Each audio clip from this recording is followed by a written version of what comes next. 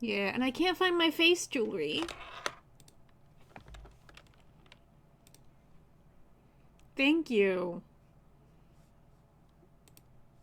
I got the idea from He Who Shall Not Be Named. Um,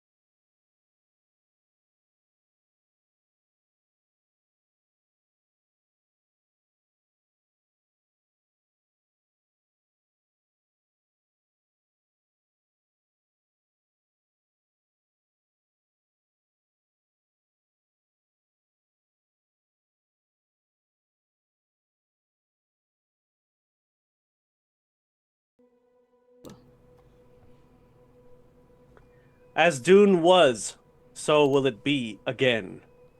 And the deserts we see are receding by the will of Shaitain, as ordained by Muad'Dib. Fear not, my Fremen, for the challenge is upon you. That the desert vanishes does not mean that you should abandon your desert ways. For the desert should be within your heart, and the winds of the sandstorm should be the raging of your souls.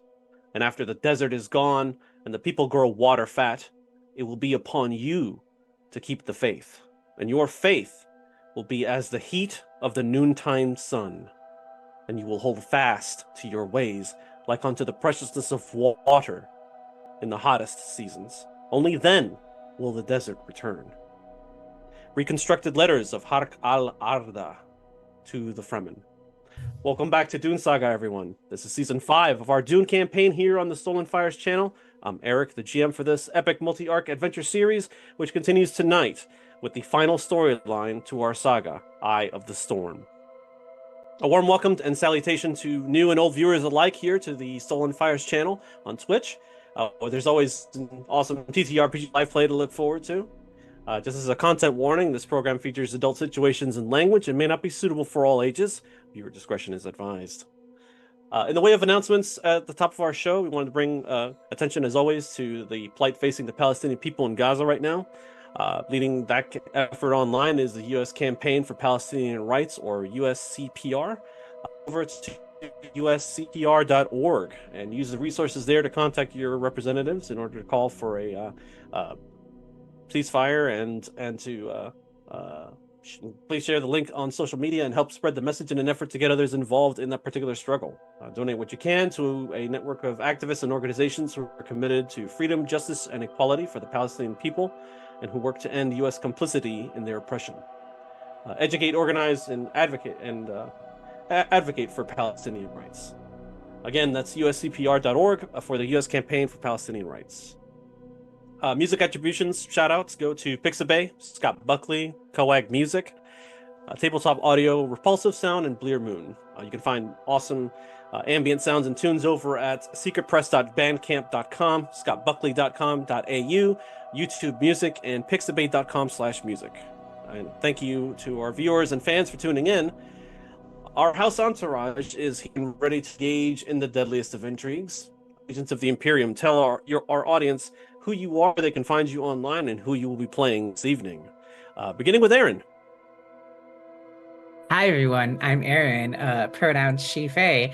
I am playing Lady Eloise Bachare, pronoun she, they.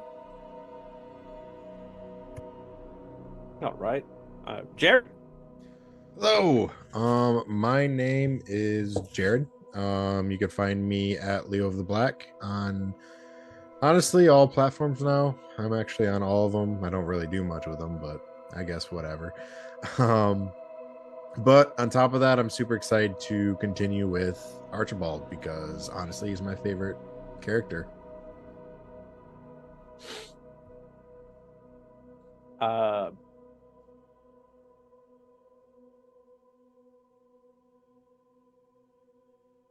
Rachel.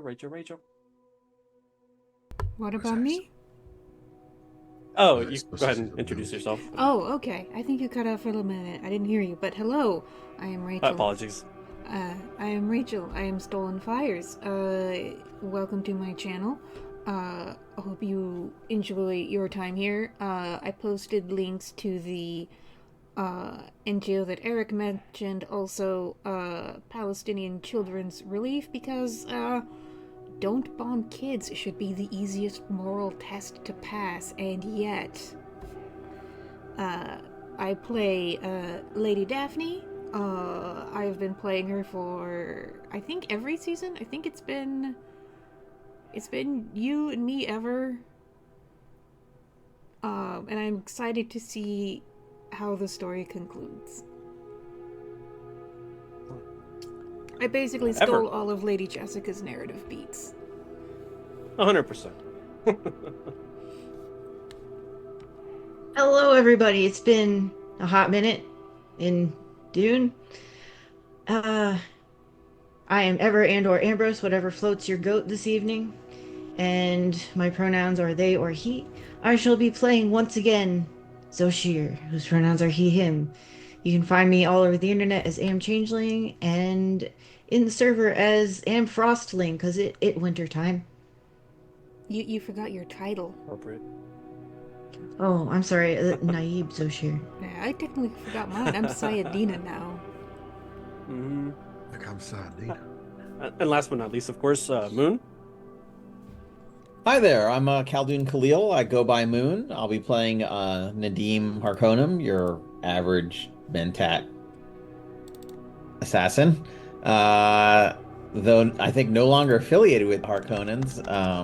I got some revenge on them, so interesting to see how that plays out. I'm sure there'll be no repercussions whatsoever. Not a.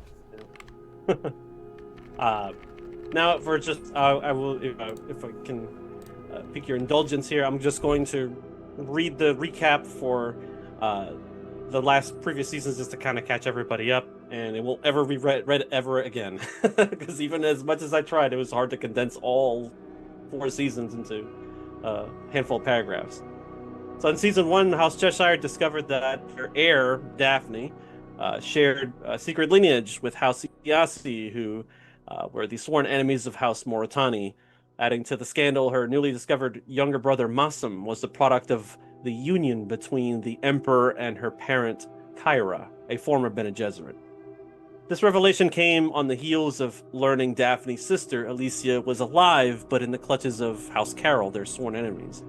Rescuing Masum and Kyra from Moritani assassins and keeping the entire affair quiet earned House Cheshire a Chome contract from the Emperor to assist the Harkonnens on Arrakis. In season 2, Instruments of Canley, saving the life of a defector, the entourage had managed to confirm Alicia's imprisonment by House Carol after facilitating hers and framed General Archibald's release from captivity. House Carol proceeded to assault the planet of Jabberwock, eliminating all other houses with the use of atomics. As the bombs dropped, House Matriarch Adelaine was murdered by Alicia, revealing herself to be a double agent working for House Carol as an instrument of Canley to exact total revenge.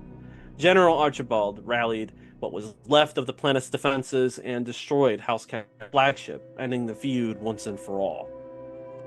In season 3, Leviathan, old enemies framed House Cheshire with the theft of a massive spice bribe from the Fremen to the Guild. Daphne was kidnapped by a Fremen warrior named Zoshir, who has secret Harkonnen ancestry. While in their capture, it was discovered that Kyra had been quietly leading a rogue faction on Arrakis. The Guild and Bene Gesserit caught wind of this and sent Guild agents Elois and her deadly consort Amira to eliminate her. Their reunion cut short, Daphne turned to suitor Varys and discovered that he was behind the spice bribe deception. Despite all of that, Daphne forgave everyone and undertook the Fremen Water of Life ritual, which granted her ancestral knowledge and awakened her unborn twins. Kyra's visions revealed Zoshir as leading the Fremen to freedom, but warned of a great inter-house war and a return of thinking machines. Despite all her losses, Daphne gained another sister through Alicia's clone, Beatrice, who was inducted into the house. The Fremen and their allies raided a Harkonnen spice stockpile and discovered the Emperor's Sardaukar. With Elois's help, Archibald traveled to Tupile, expecting to rally the exiles of the Imperium against the coming threats, found himself instead being trapped by a thinking machine calling itself All-Father. Elois narrowly avoided a catastrophe on Jabberwock after a navigator was poisoned mid-flight aboard her Hayliner. As a result, her prescience expanded and she began to mutate. And in season 4, Judge of the Change, Mentat Nadim Harkonnen entered into a conspiracy with his brother Iskandar to overthrow the Baron with the aid of a criminal syndicate on Arrakis. Using the cover of a banquet, the plan succeeded, but Iskandar was murdered for his treachery, and Nadim became dangerously indebted to the syndicate. Fade and Raban begrudgingly decided to share power and keep the Baron's assassination a secret, ordering the deaths of attendees from the banquet, which included Daphne and Varys. Each narrowly escaped alive as the Harkonnen siblings proceeded to sack Arakeen and Carthag with the aid of the Emperor's Sardaukar legions.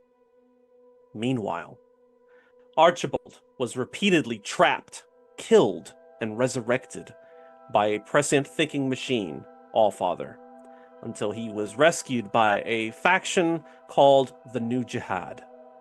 Together, they hatched a plan to prevent the integration of all humankind into a digitized consciousness by bringing evidence of thinking machines to the Landsraad. This evidence was revealed to be a trick by Allfather, however, when the assembly building was almost destroyed and members of the council exposed to suspicious gas. The entourage avoided disaster, but were deemed insurrectionists by the Emperor and captured. Eloise sounded the alarm and convinced the guild to quarantine Kaitane, but was secretly detained and deprived of her new title as Judge of the Change. While her friends were rescued, she was exiled to Seleucus Secundus, along with Amira. When the freed entourage arrived at the home planet of the guild on Junction, they found that the entire planet had been destroyed.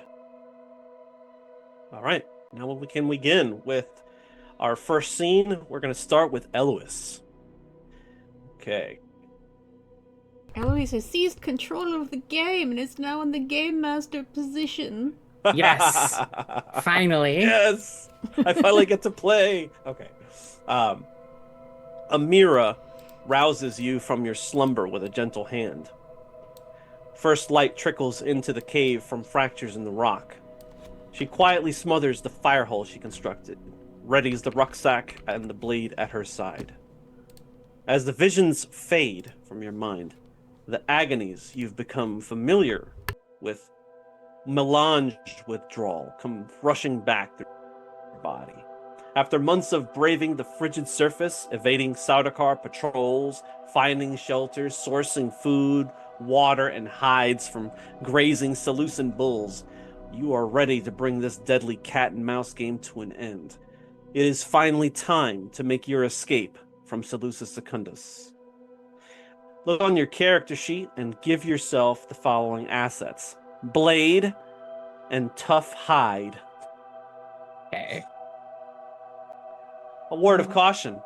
Because of the withdrawals that you've faced from not having any melange with you, all roll difficulties are being increased by 1. As a result, 1 melange can be sourced. There are several ways that you can escape this current predicament that you're in. Some can include blending in with the locals, the Sardau, and joining their migrations to the city of Zimia, where you can get a message out for help.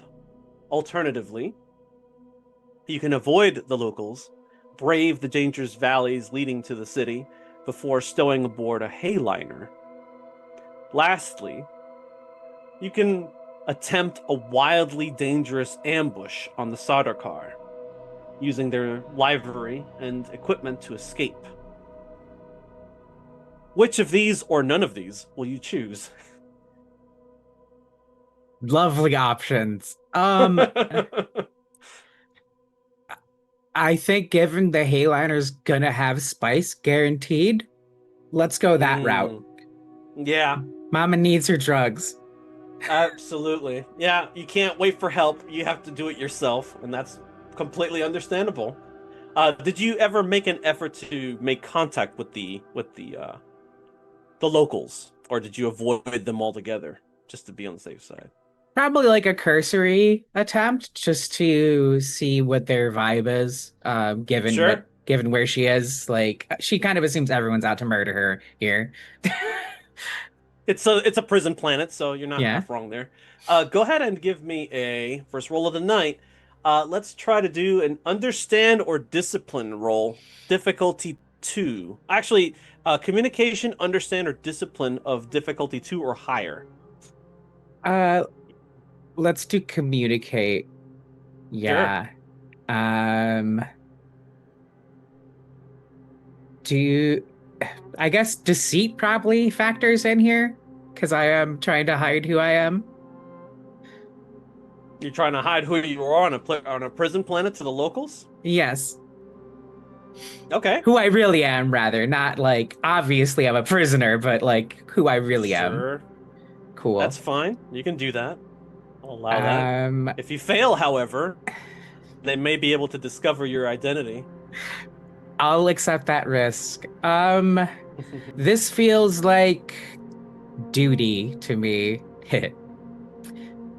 which I do have a statement next to. So, Duty to whom? I I would know. have thought this would have been power or justice, You, perhaps.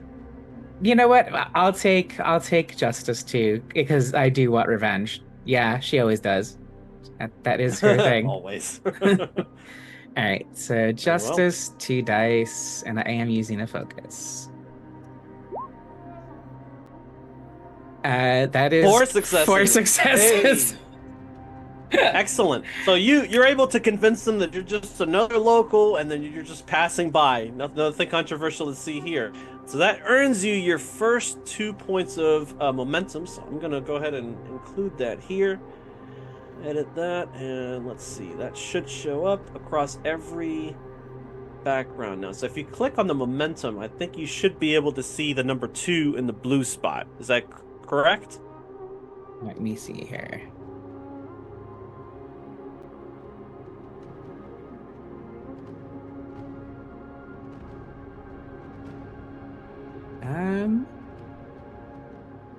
It is not working for me. I don't know about anyone else.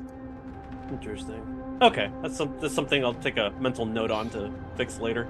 But you have 2 momentum currently, Yeah. so you can use them to create an asset or get additional information if you want to spend 1 momentum at a time after roll. So Can yeah, I- you endear yourself to local that are kind of point you in the right direction, show you which places to avoid, that sort of thing. How much momentum does it cost to like get add a thing to the scene? Because I would like to add like during making contact. Yeah. If everyone's okay with me using the momentum I just generated, I would like to use the contact to get a message out using House Cheshire eye language, so like a vid of me, to anyone that she knows the communication code, whether that's Daphne or Archibald or any of the Mossam, even any of the house that might be alive right now. That wouldn't be possible through Okay. them because they live basically outside the confines of the city, and they have to basically they basically slaughter Seleucid bulls and they take them to market in the one city on the planet that actually has a working starport, and the place is crawling with Sardaukar. So it's like, getting a message out through them is nigh impossible. You could do it yourself if you can manage to get to the city and so on, you could just, like I said, not stow away onto a Highliner.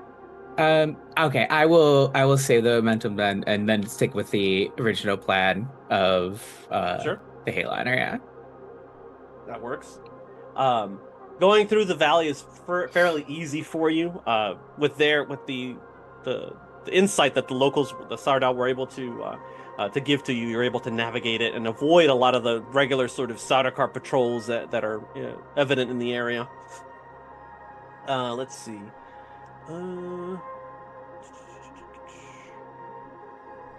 As you arrive, this point, night's falling. So probably by the time dawn rises, you manage to get through the valley, and you come upon the city, or the edges of that city, and you see it like, this place, the whole planet of Seleucid Secundus is almost completely barren. It's a wasteland, but you manage to get through, and you see like this is like the only city that actually has a working spaceport. Markets are bustling with locals, and there's a lot of byproducts that they're selling to off-world traders. As House Carino's prison planet since the Jihad, it also dabbles in illegal and explicit activities. As such, the markets are kind of tightly monitored and controlled by the Sardaukar. The guild, though, also has a large presence here as well, with its embassy being physically connected to the spaceport through a network of linked and windowed walkways. The tarmac is kind of just awash with the buzz of transports from an orbiting Hayliner up above, which, if reached, could spell freedom for you and your beloved. How would you like to make your way aboard the Hayliner that is currently in orbit? So the guild has an embassy here. I don't know Mhm. that they've hung me out to dry yet. It's true. Your title as Judge of the Change was stripped secretly from you and not in plain view of the court.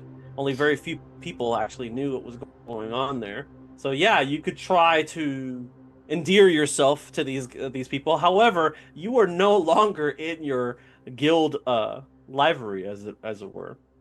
So you're going to have to really lay it on to the whoever's there, so to see if they can allow you access to the Hayliner. Okay. Yeah, I think that's what I'll do. I'll try to make contact with the guild. Very well. Did you want to spend any threat, or did you want to use any of the momentum to buy an extra die for your? Uh, I'm assuming your communications test. Yes, for sure. A Okay, thousand go ahead, percent. give it a roll. Um, yeah, this is gonna be justice still, I think. This is all indeed for my revenge. All right. Of course. I don't think I'm using focus though, sadly. I am not trying to be deceitful this time. Right, right, right. That's three. 3 successes. Hey, so, and this should probably worry you a little bit. You get 3 momentum, Oh no. which means your Oh no. momentum pool is almost full at 5. The cap, of course, is 6. So, to you and Amira's surprise, you go through the door or you approach somebody of some notoriety, and you're like, "Hey, I need to get on the Hayliner. I'm so and so. Do you know who I am?" Like, you put on your authoritative voice and everything, and you try your best to look of like someone of importance to them, and they immediately snap to attention. And there's some sort of a recognition in their eyes when they see you. I think Amir, I'll let my mutation show too, like the oh clear fact that like yes, yeah, I am who I say I am. Amira notices this and looks at you and is like, when all of a sudden they're like, "Yes, of course, right this way," and they start leading you into the spaceport. How do you respond? I Noticing the look from Amira, I think Eloise will like adopt a casual posture where her hand is on her knife in case she needs to shank these people and steal their transport. She does the same. She leads the way. She is your blade, and you are her shield, and so on. Yeah, you go right into the spaceport, no problems. Let's see here. Let's see. You Oh, see, they kind of lead you to your devices. They're like, "Oh, of course, you wish to get clearance on the Hayliner right this way," and they lead you to like the loading area, and like a guild shuttle comes down like less than 30 minutes later, and they're like, they let you board, and everything is just going smoothly.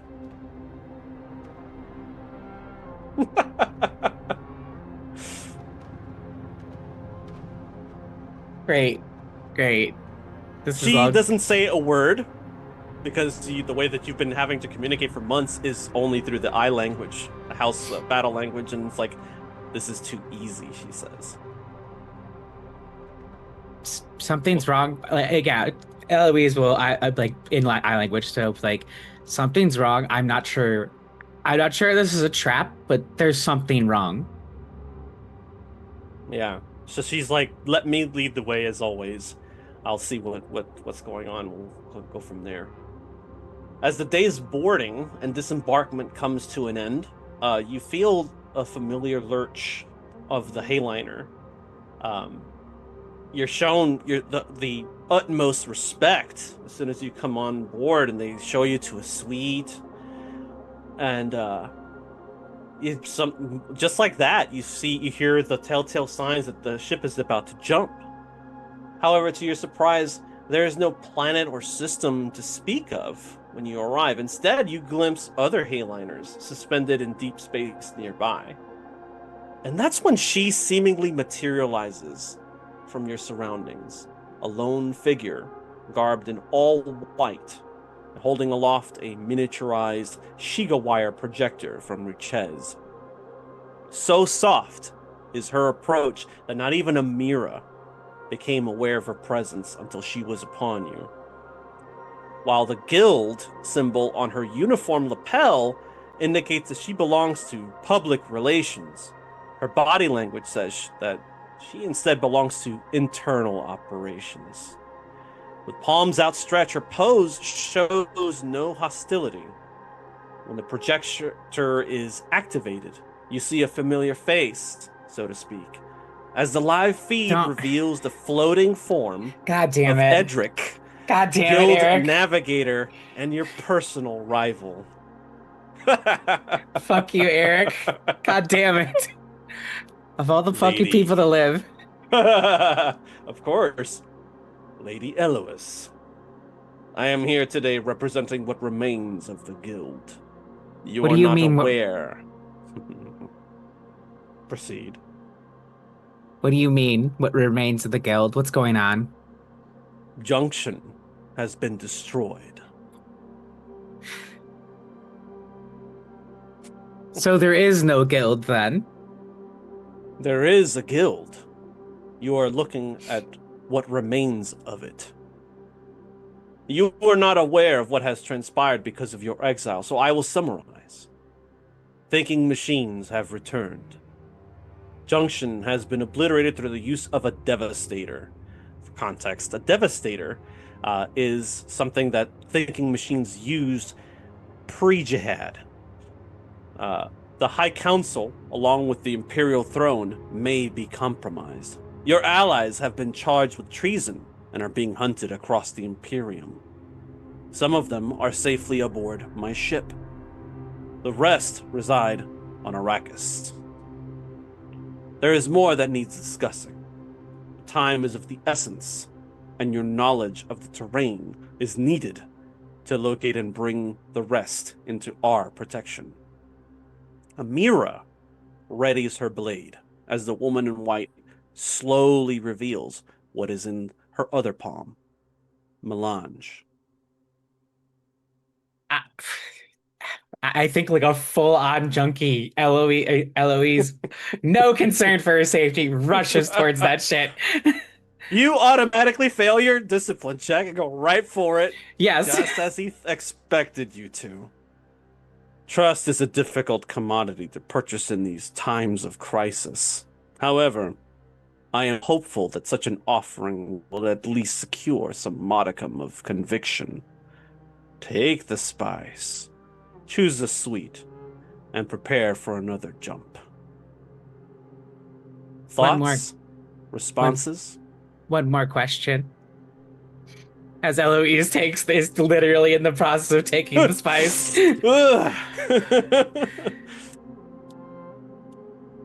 Are we still neutral? Always. Foolish choice. That's it for now. Eloise will turn and go find the nicest suite on the ship. Of course. He's like, a wise decision. Rest and recover from your ordeal. You will need all your faculties intact for Arrakis. We are due to arrive within one standard day. The transition of the small round projector ends, and the woman in white casually salutes you in the guild manner before turning on her heel and walking away. In your suite, you find more melange, which you, of course, consume immediately. The rest of the trip is kind of like a blur, and you fall to exhaustion. Finally, at rest, but also now that the effects of melange are taking you over, you see glimpses of futures that gravitate towards you like ancient ships navigating a psychic sea. The tumultuous movement of this mental maelstrom creates a flotsam, which then becomes a mosaic of images and sound, frozen in time. The eyes of the worm tyrant glancing backward at you from a future too horrible to fathom. The cry of a newly born infant. A bloody holy war sweeping over the Imperium, beginning on Arrakis. Worlds laid to waste through the use of atomics. A luscious green planet that holds ancient secrets waiting to be discovered. A tortured guild navigator wishing for death. Amidst it all are the faces of your family, your beloved, and even your enemies. Sometimes they perpetuate what you see, and other times they prevent it. Regardless, they all have a part to play and a stake in what occurs. And now we're on to Archibald. So you want to lose 1 point of your momentum changing scenes here. So now you are at 4. So save. Apply. Okay. All right.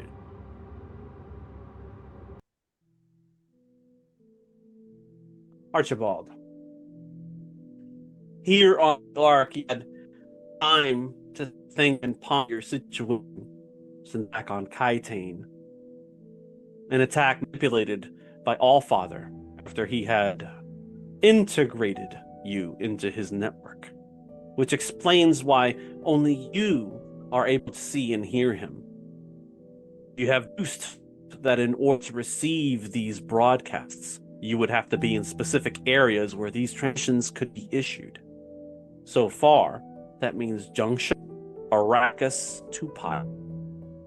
Interesting how using an airborne aid perhaps meant to integrate members of the Landsraad.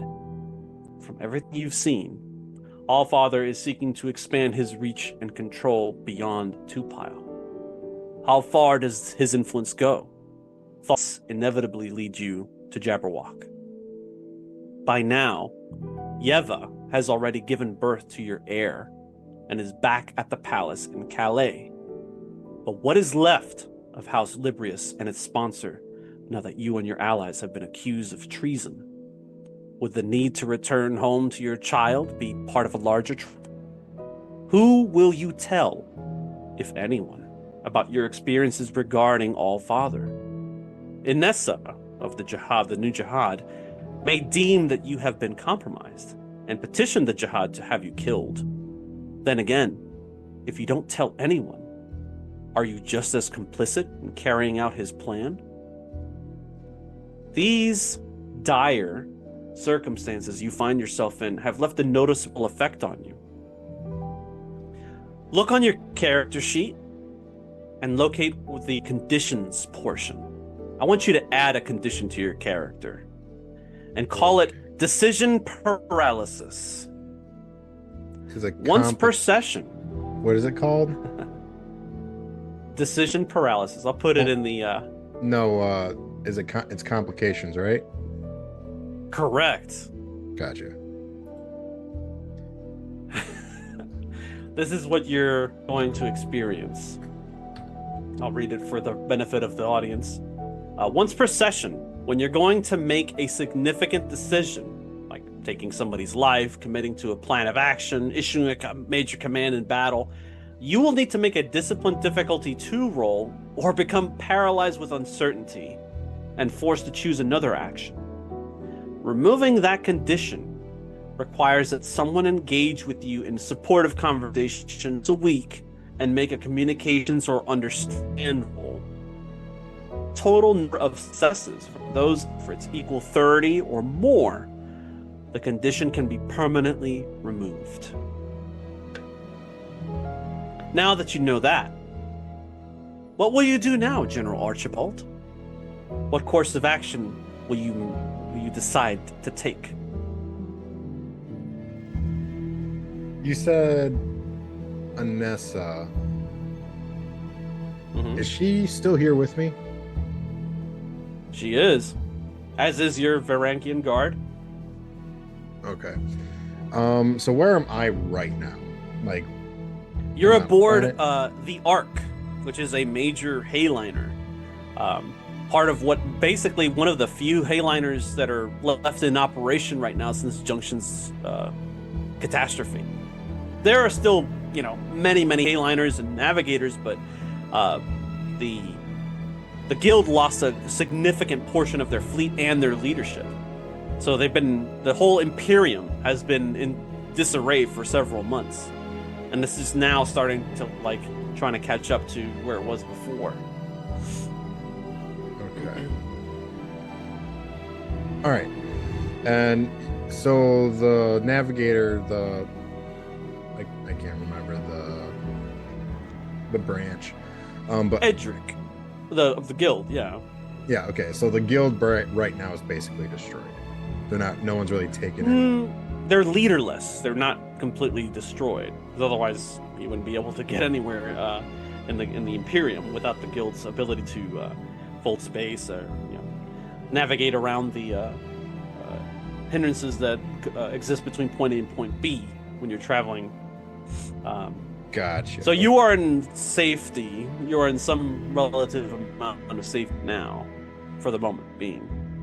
Okay. So the question still remains: do you tell anybody about what you've experienced in seeing and hearing, interacting with Allfather? And if so, who do you tell? And do you go back to Jabberwock? You take this opportunity to go there and to see your heir, or to see what the conditions are like there. Here. So I don't think I'm gonna go back to Jabberwock, even though I should. Okay. Just as a reminder, it was Yeva and one other person that was on Jabberwock, and that's the House Mentat, if you recall, Omelas, who was jailed in the garden, same place where you were at once Yeva took control as the steward of Jabberwock, when you had to leave, if you recall, when you went to Tupile. The old Mentat, as far as you understand, was released, but you don't know what's happened to him. Okay. I don't know. What would this So okay, then tell me, what would this Mentat have to do with what I'm trying to do?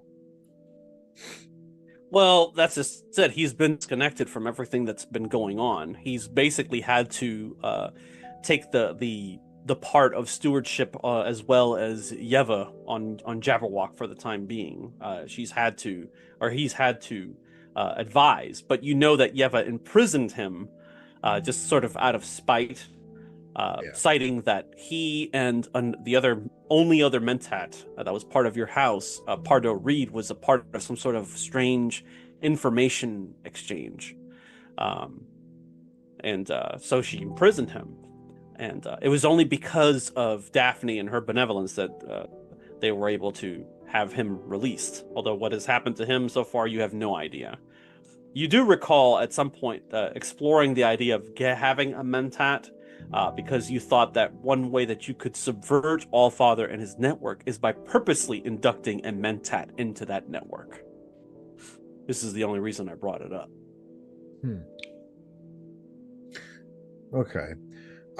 So here is another question for you. Mm-hmm. The machine people, the good machine people, I can't remember what they're called. Sorry, it's been a while. They're on a separate I think you mean like the cyborgs. So the most of the people that have been integrated with cybernetic equipment on Tupile have been integrated into Allfather's network. What I'm talking about is that there's people that they are on the edge of technology. They do just enough not to disrupt the flow. I can't remember what they're called. They're in the canon.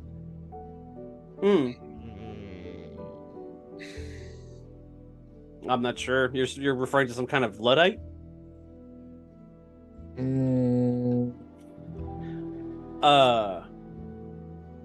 Okay. Are you talking about a faction? Give me a minute. DUNE. Okay. Universe.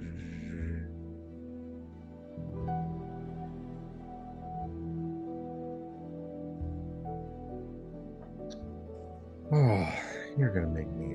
I'm not gonna be able to do this. Am I? You want to talk to? You want to seek a specific group of people regarding what exactly? Yeah. So basically, what I'm going to do is this specific set of people. Mm-hmm. I have to look up the name because I can't remember who. I can't remember. It's like I said, it's been a while. Yeah, the Ixians. There we go. Thank you. Oh, the Thank you. Ixians. Ixians. Yes, thank you.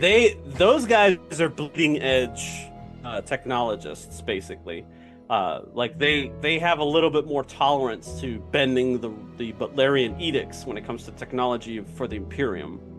There's even entire black market of goods and equipment that is not normally available to most worlds that you can only have on through certain brokers out of Ix.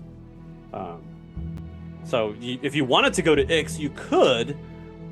For that, though, you would have to seek counsel with the navigator. Yeah. Well, who you've met before. What's so that? here's my other question. I also heard that Ixian might be out of the range of the Allfather. Would he be able to contact me if I do this?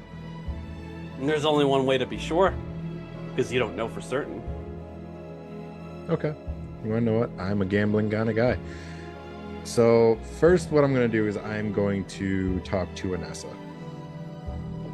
Okay. And You go to her quarters, and she's busy trying to coordinate the people of the New Jihad and your Varangian guard, coordinate them together. There's only a few of them with you, though. There's not many. Since your escape from Kaiting. When she sees you coming in, she halts what she was doing with this group of people, and she goes to attend to you. Archibald. She says, General. What news? well, there's something I need you to do for me, Alessa. Oh? Yes. I think I may have to go alone.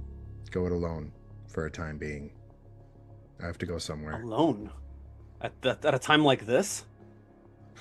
Unfortunately, it may save the universe if my gambles are correct. It may stop Allfather. How do you intend to do this by yourself? To be honest with you, I don't really freaking know. I don't know. But They told me you were reckless, General, but I had no idea your ego was bigger than your head. You intend to go out on your own to solve a problem that no one knows anything about, and you don't have the slightest idea how to begin doing so? This isn't about me being reckless anymore. This is about... And what is it about, exactly? Thing is let's just say I did get poisoned by the thinking machines. Come again? I have gotten poisoned by the thinking machines. Yes, and we removed you. On Nova Gaia. Have you already forgotten? It's not good enough. You know damn well. Allfather's smarter than that. You better think. She's like, come out and say what it is that you're going to say. Do what it is that you're going to do, General. You know then not to be forthright with me. When she says that, you recall the first time meeting her when she busted you out of the Allfather's chamber, and then when she brought you into the New Jihad, they put you in that thing. You experienced extreme pain when flushed that stuff out of your brain, and then like you got into an altercation with her where she put a gun in your face. That was your introduction to Inessa. You're right. I should be honest with you.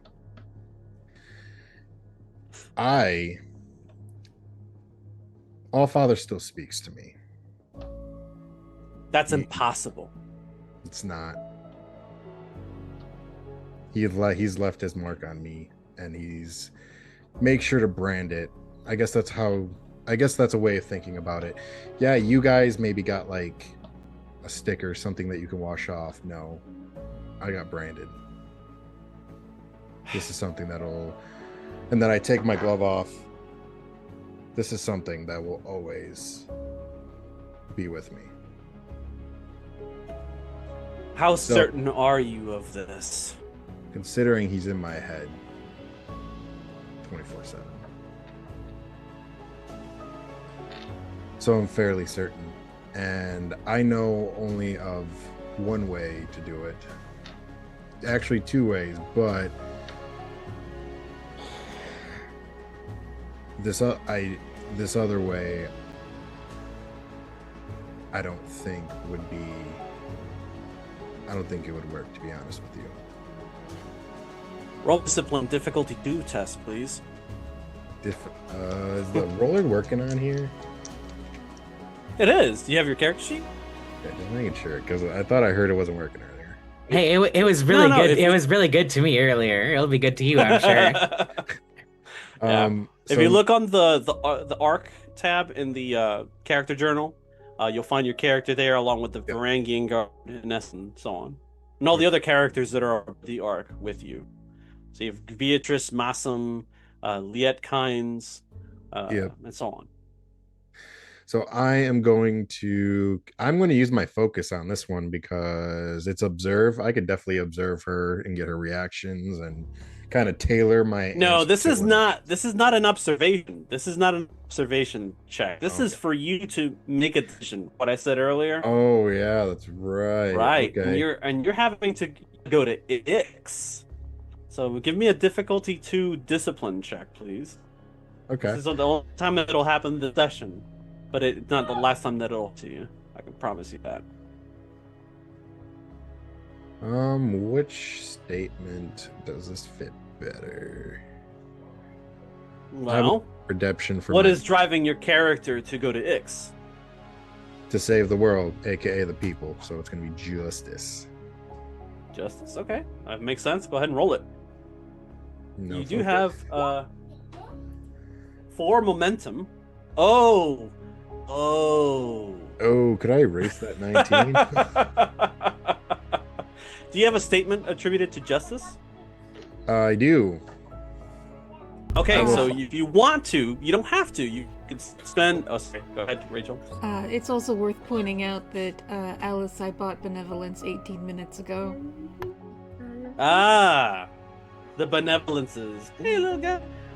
You go ahead and use the benevolence to re-roll the failed 19 that you got. Just roll a regular d20 and see if you can get a 14 or less to get the secondary success So that just- you need to force your will to actually make the decision to go Oh, to it Jesus. or what have you. Oh yeah, you got it. Okay. I did get it, So but that benevolence is bye-bye, but you Yep. did do it, and you managed to make a decision. You're like, I'm gonna tell Anessa, and I'm gonna go to Ix.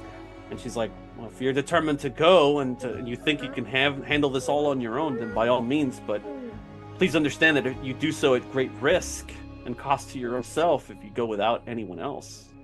And she's kind of like alluding to herself and everybody else who's here on your behalf, since you were all free together. Let's see here. Sorry. Yeah.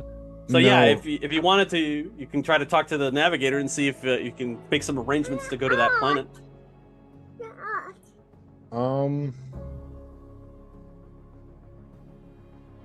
What's the reaction of Anessa's, like, how is she taking this? She's incredibly conflicted because obviously she sees you as somebody who could lead the jihad to victory, right? You have a good reputation as being somebody who's unorthodox, perhaps in his approach to battlefield victories and so on and strategies, but you do have them nonetheless. So she believes that you are somebody who's capable of getting the job done. Beyond that, you can't see anything else, but she is conflicted. She, on the one hand, she's like, if you are still seeing Allfather, you reason, that means he knows where you're at, and he knows what you're doing, and thus he is one step ahead of the Jihad themselves, which means you're a liability. And under normal circumstances, that would mean you die. Yeah, I other know, and hand- like, and that's kind of what, and that's what Archibald's kind of thinking too. He's like, these guys could definitely kill me if Right. something like this is that. So in a way, like, Archibald would definitely think that he would have to go this alone, just because Yeah. he's compromised. She thinks that instead of you going to Ix, she points to what happened on Kaitane. You thought you were bringing evidence of thinking machines to the Landsrad, and instead that was just a trick by Alpha to affect potentially the High Council and try to blow up the assembling. It ruined all of you, and you did it for him inadvertently. So what she's worried about is, what if everything that you're doing is just furthering his cause? If you really are compromised, we should get you to a Sook doctor. And lo and behold, we have one aboard. Or like, wait, you do have Dr. Yui aboard, as well as Beatrice, who is in training underneath him. You could take this to them and the Sook doctors in general as a faction to see if they have a way of figuring out what's wrong with you and getting rid of Allfather once and for all. That would be a step in the right direction. So she has a different idea of how to proceed, but she's trusted you this far. It's whether or not you want to take that trust and run with it, or if you want to go in the other direction. It's up to you. Anessa, tell me, what I told you, are you scared of me? I'm not scared of you. I'm scared for you. Yeah, well, what do you suggest we do? Well, I do in this situation. Going to it is a very dangerous proposition under your current circumstances. We don't. If Allfather is seeing through your eyes, you could be advancing his ambitions without realizing it. We should try to avoid that as much as possible. However, if you think that he's not present on that place and he's not able to reach you, then it is a risk I would be willing to take. You. Despite everything that I've learned and everything that has been instilled in me, I trust you. You're not going to let me go alone, are you? Not on your life. Well, I don't want blood. I don't want your blood on my hands. Well, My blood's already been spilled for our revolution. Believe me, I know. I meant yours. I don't want that. I don't want you to die. Anyways. Yeah, see, you catch a glimmer of something in her eye, like, whoa, he cares about me? Wait a minute. And he's So a what little is your final pretentious about it decision? too. He's like, okay, I don't want you to die. So what do you tell her? What do you decide ultimately? Do you go through with to go to Ix? No, he Or do you go genuinely somewhere else? cares about Anessa. He doesn't want her, because if those two go, like, that would basically be like, it would be a suicide mission, to a certain extent. So It'd be a risk. That's what she says. Because it's possible that he doesn't have a presence there, and then again, there's a presence that there is because you haven't been to Ix yet. exactly. Actually, has the Navigator been to Ix? Undoubtedly. I wonder if I could the Navigator see a vision of maybe Ix getting destroyed by Allfather? Or You can ask him. okay, that's where I'm going next. You want to talk to the Navigator about visions, do you? The doors open up. You request to see the Edric, and the doors kind of open up. He stays behind the black plaz, encasement that these navigators typically have. General, your presence surprises me. You've been aboard my ship months, and you've not wanted to speak to me until now. I must admit I did not see this happening. What brings you to my doorstep? I would like some information. Don't we all? I would actually like a vision. I don't know how you guys work when it comes to this. I haven't understand it. You're speaking of prescience. Yes. You think that this is an assuredness, a fact, the visions that we see? You're wrong. They are merely possibilities of what could be, what has been, and what is. We have seen things. I will say that. We have seen you and your company involved in various plots set against the guild and the Imperium at large. Plots that involve these thinking machines you discovered on Tupile. Yeah. It's like there are many things that we see. It's like, what is it exactly that you're seeking?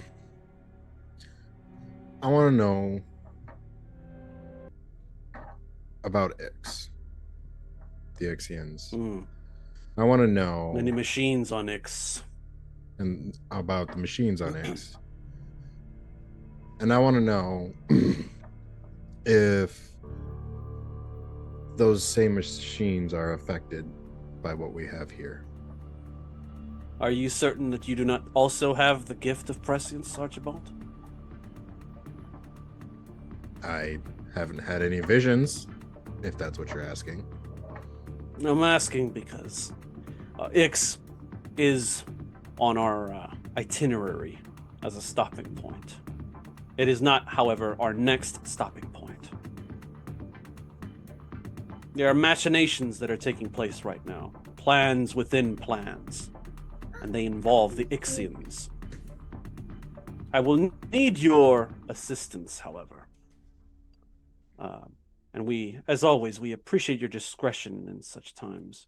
And since Junction, we've seen a plethora of events that threaten to put an end to the Imperium as we know it.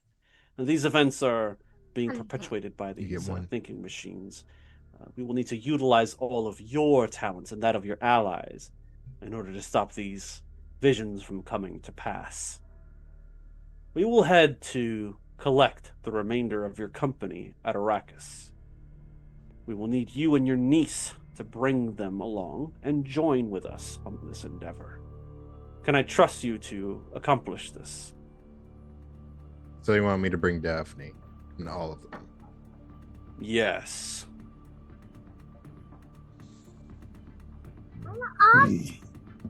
Yeah.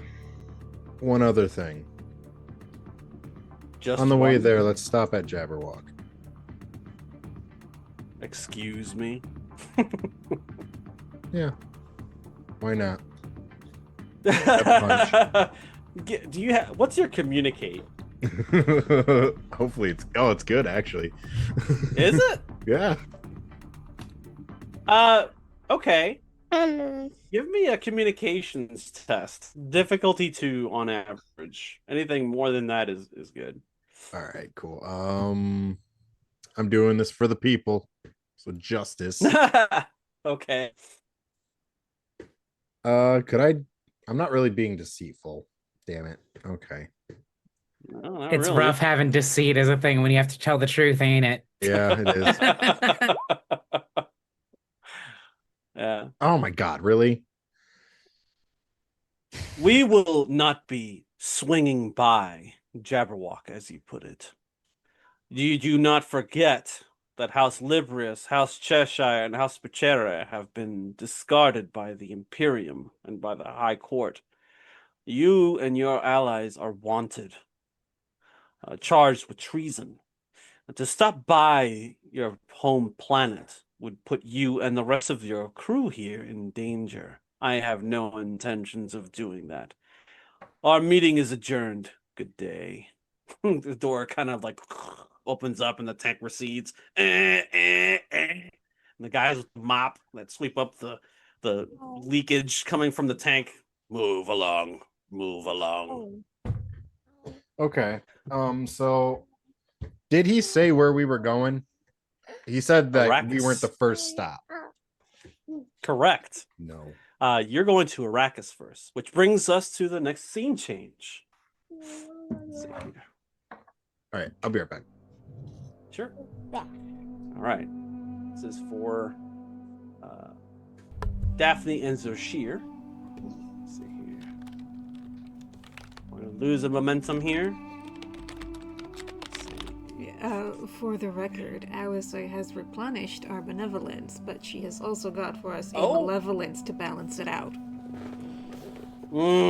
Balancing of the scales, I see. Okay, very good. A historic union is taking place under the twin moons of Arrakis between a prophet, a holy woman, and the father of her children. Stilgar and various Fremen from neighboring sieges watch silently as a robe-clad Zoshir and Varys walk together atop a tall dune, whereupon they meet an awaiting Daphne, bathed in moonlight. Her hair is braided with water rings that belong to her and the betrothed. She is bedecked with jewelry belonging to her mothers, garbed in vibrant colors and adorned with a highly decorative headdress. Unwed women wearing similar colors encircle the trio and begin an ancient and slow dance, orbiting them with the slightest of steps. The dancing gives way to chanting, and the celebrants face one another. When Stilgar approaches, the dancers stop and a hush falls over the gathering. We are here to join the hands of Zoshir, Daphne, and Varys in union. In Zansuni tradition, we bear witness to this commitment and promise to support them on their journey together. The covenant you enter into today is a sacred trust, built on faith and love, and it is yours to keep, protect, and to honor. You must be patient, respectful, and kind with one another. Use those qualities to build a foundation of love, faith, and trust. For love is what will guide you through the dips and valleys that await you. Faith will keep you on the path of righteousness and steady you when you're in turmoil. Finally, trust will allow you to be vulnerable and honest with one another. Trust is built through faith and strengthened by devotional acts of daily love. With these witnesses and before Shai Hulud, are you ready to pledge yourselves to one another? I am. Zoshir. Varys, of course, nods in accordance. I am, yes. Let's see here. As Naib of Sich Tabra, I consecrate this union. You are now one. May Shai Hulud shield you and bless your water. Congratulations. And the congregation says, Bila Kaifa. As they make their way out of the cold night and into the warmth of Sich Tabra, celebrants can't help but feel an undercurrent of uncertainty. Word from the others had not reached them since they departed for Kaitain. Spherical lamps made from spice fibers are shaken, causing the native fireflies contained within to illuminate the way forward. Faint sounds of drums and smells of a feast drift in from the decorated corridors. Stories of mirth and sorrow are shared in the main chamber over spice beer, dates, and other morsels, until the late hours. As the evening wanes, the Fremen retire. The twins are nursed to sleep, and the ceremony's attendants make their way into a chamber where Stilgar and Merlat await with coffee service. As you enter, you catch the two advisors quietly arguing over Varys' ability to remain at the siege and the promise of a risky new alliance with an old enemy.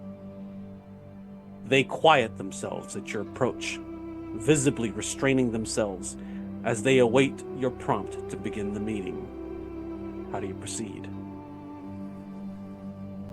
Well, what is the matter now?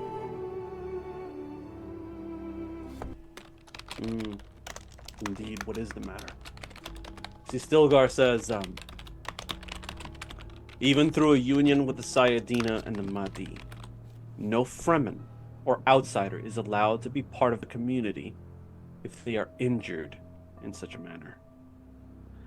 And he points to Varys's maimed arm. This was the bargain I struck when I agreed to become your Sayadina and preserve the He memories. He holds up a hand like, please, I know. He's like, water discipline and tradition demand it. I have done everything within my power to allow Varys to remain. The likelihood of a Tahati challenge grows with each passing day. Varys, by the way, takes all of this and just kind of like rolls his eyes and throws his head back. Please, I can win it against any Fremen warrior with just one good arm. And Stilgar responds, they will challenge me as well, Outframe. What will you do then with someone who does not owe your beloved a water debt? Merlat speaks up and addresses the Mahdi. This could prove to be another issue for our already great cushion, Mahdi. Sayadina, we could source a prosthetic and establish a place in the cities for your consort. It will be dangerous with the Harkonnen back in power, but it can be done.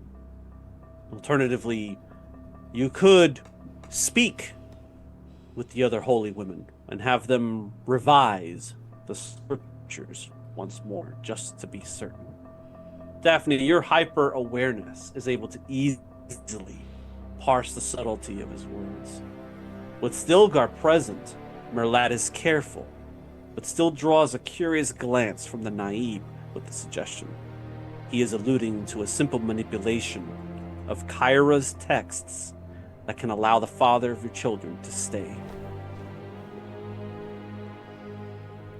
I believe that we are standing upon the precipice of great change that our society has not seen since the Butlerian Wars. I think it is time for some things to change. Change? You see, Stilgar says. Change how? He seems defensive, perhaps challenging. Sashir, do you have anything to add? In agreement. I think that some things need to change. We could use all the help that we can possibly get against the Harkonnen. One-armed or no. So, perhaps others will look at him in a strange light. Put him through a trial. A Fremen trial. There's no need to fight and waste more water, more warriors. I'm afraid the only trial... Oh, sorry, go ahead. Let him earn the right to be here. He's earned the right to be here.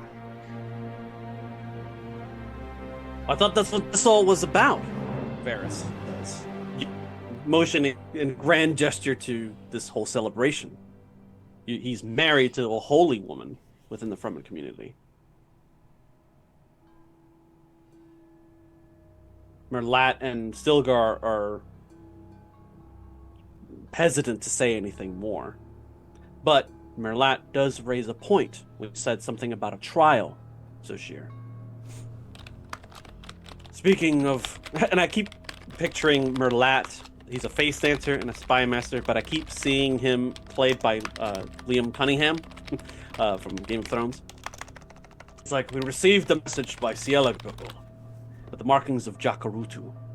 The Idwali are committed to the notion of joining our fight against the Harkonnens. Your union to a Sayadina no doubt played to their ultra-religious appeal. However, they want you to meet with them in the deep desert, alone. I don't like this, and would prefer to send one of my face dancers instead.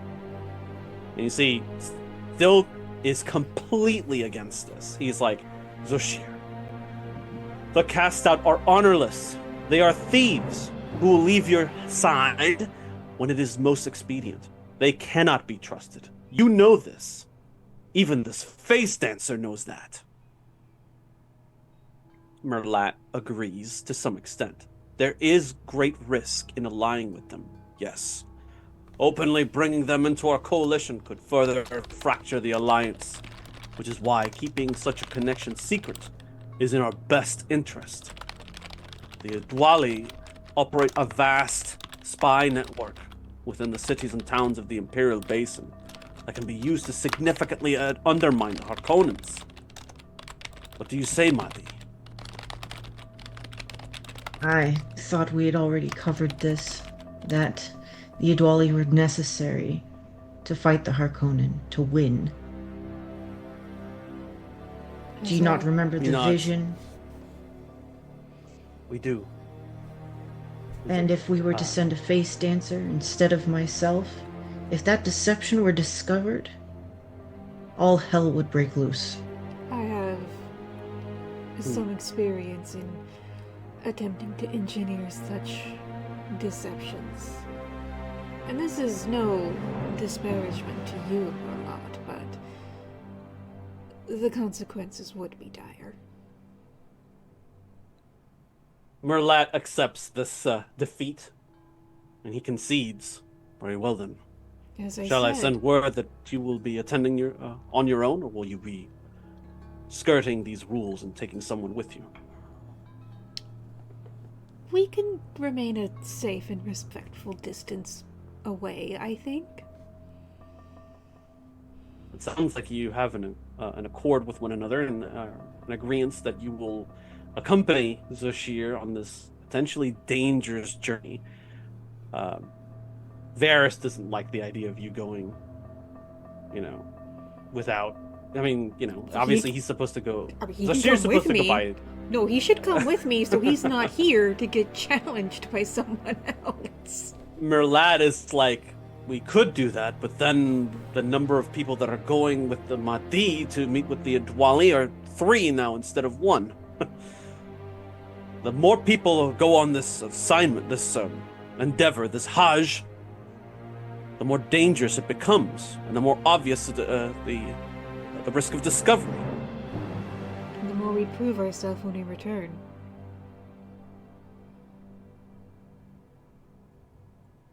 I don't like it. But I don't make the rules, do I? He looks to you. Very well. Mahdi, Medina. And you see Stilgar still like, no, you, and he's like, just relax. He's pushing him out of the chamber, like, just leave them to it. They know what they're doing.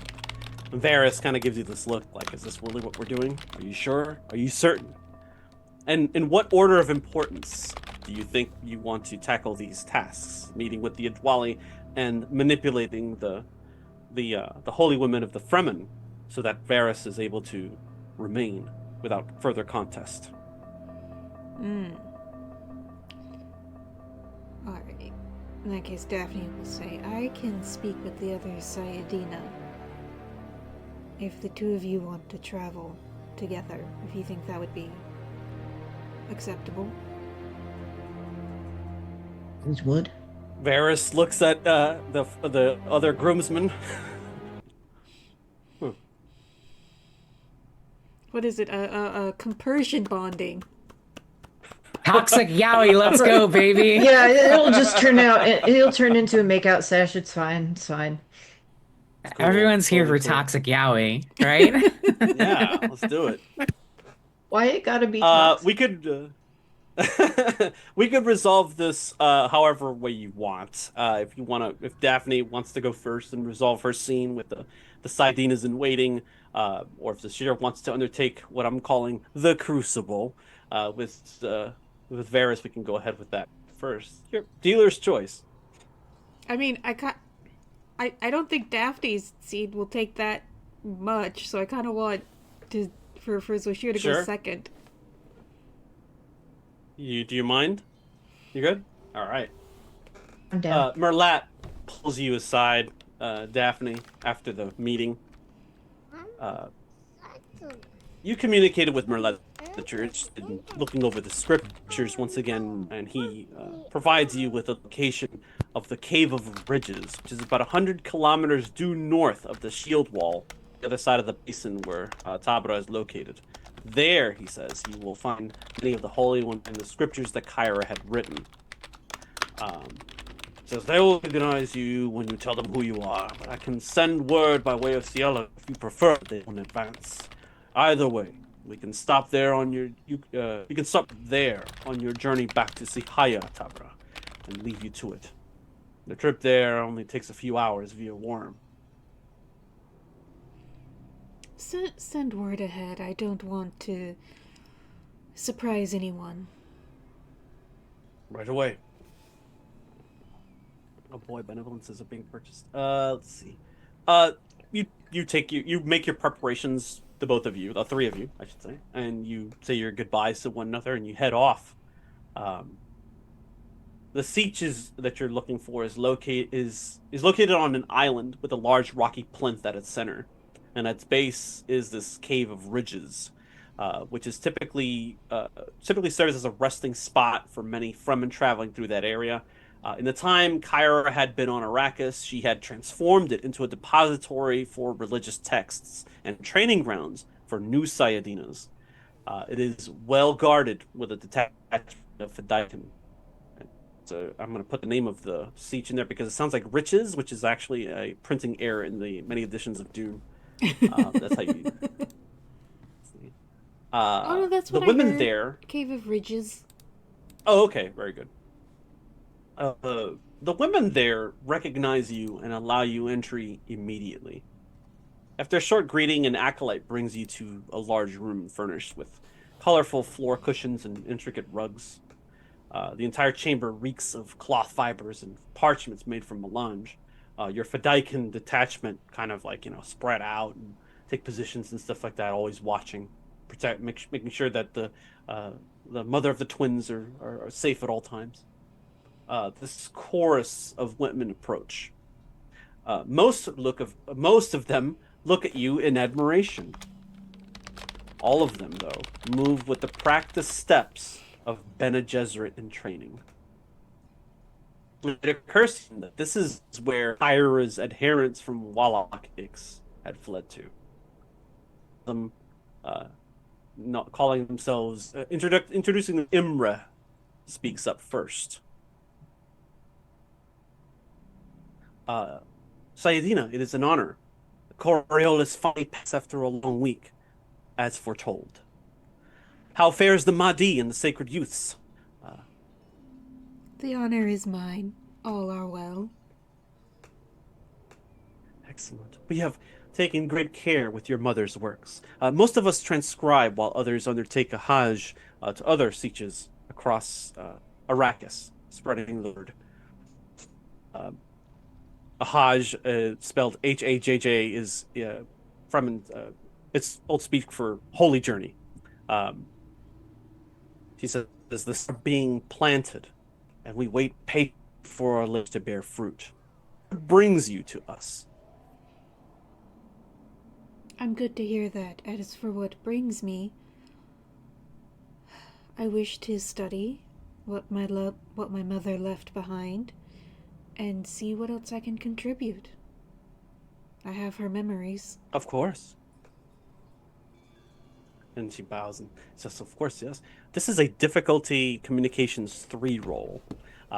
It would have been higher had you not been who you are, and if your mother had not been who she was, and if you had not just recently married or wedded Zoshir, the son Al Gaib. Okay. And don't forget that you have 3 momentum currently in the pool that you can spend to gain another die if you want to roll 3 dice instead of 2. Okay, I'm gonna go with truth. Yeah. Because Makes I'm here sense. to make sure.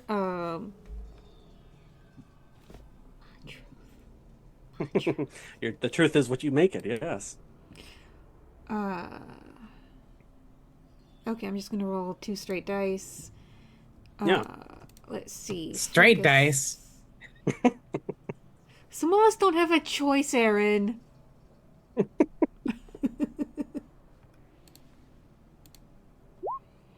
2 successes.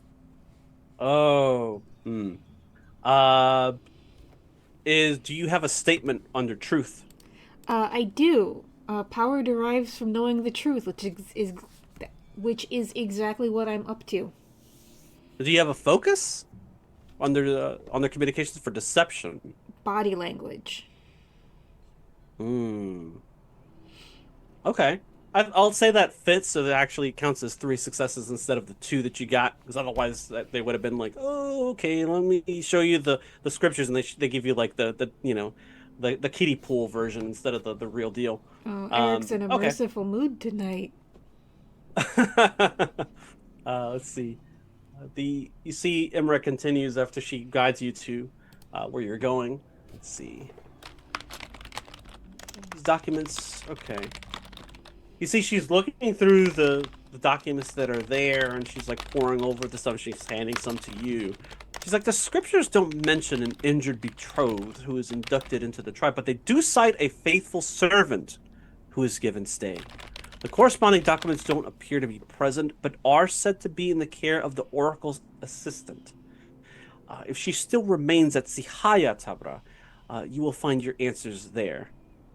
Waliya, she says. Um, and she's like, do you know who she's speaking of? The oracle that she's referring to is Kyra herself, and her assistant is the recently deceased, or I should recently deceased last season, Myrma, if you recall. Oh, I remember Myrma. Yeah. Let's see. Uh, uh, let's see. So you succeeded. No complications. So she's like, unfortunately, what you're looking for is not here. However, once you are able to find the corresponding documents in Sihaya Tabra, then we can make we can make sure that this gets to the right people and gets distributed accordingly. Good. I suppose I know where I'm going next then. Until I come back, don't be shy about telling people what's going on. I don't want this to be a complete surprise. Give the people time to get used to the idea. Yes, of course. We must do our best to make sure that this enters into everyone's consciousness.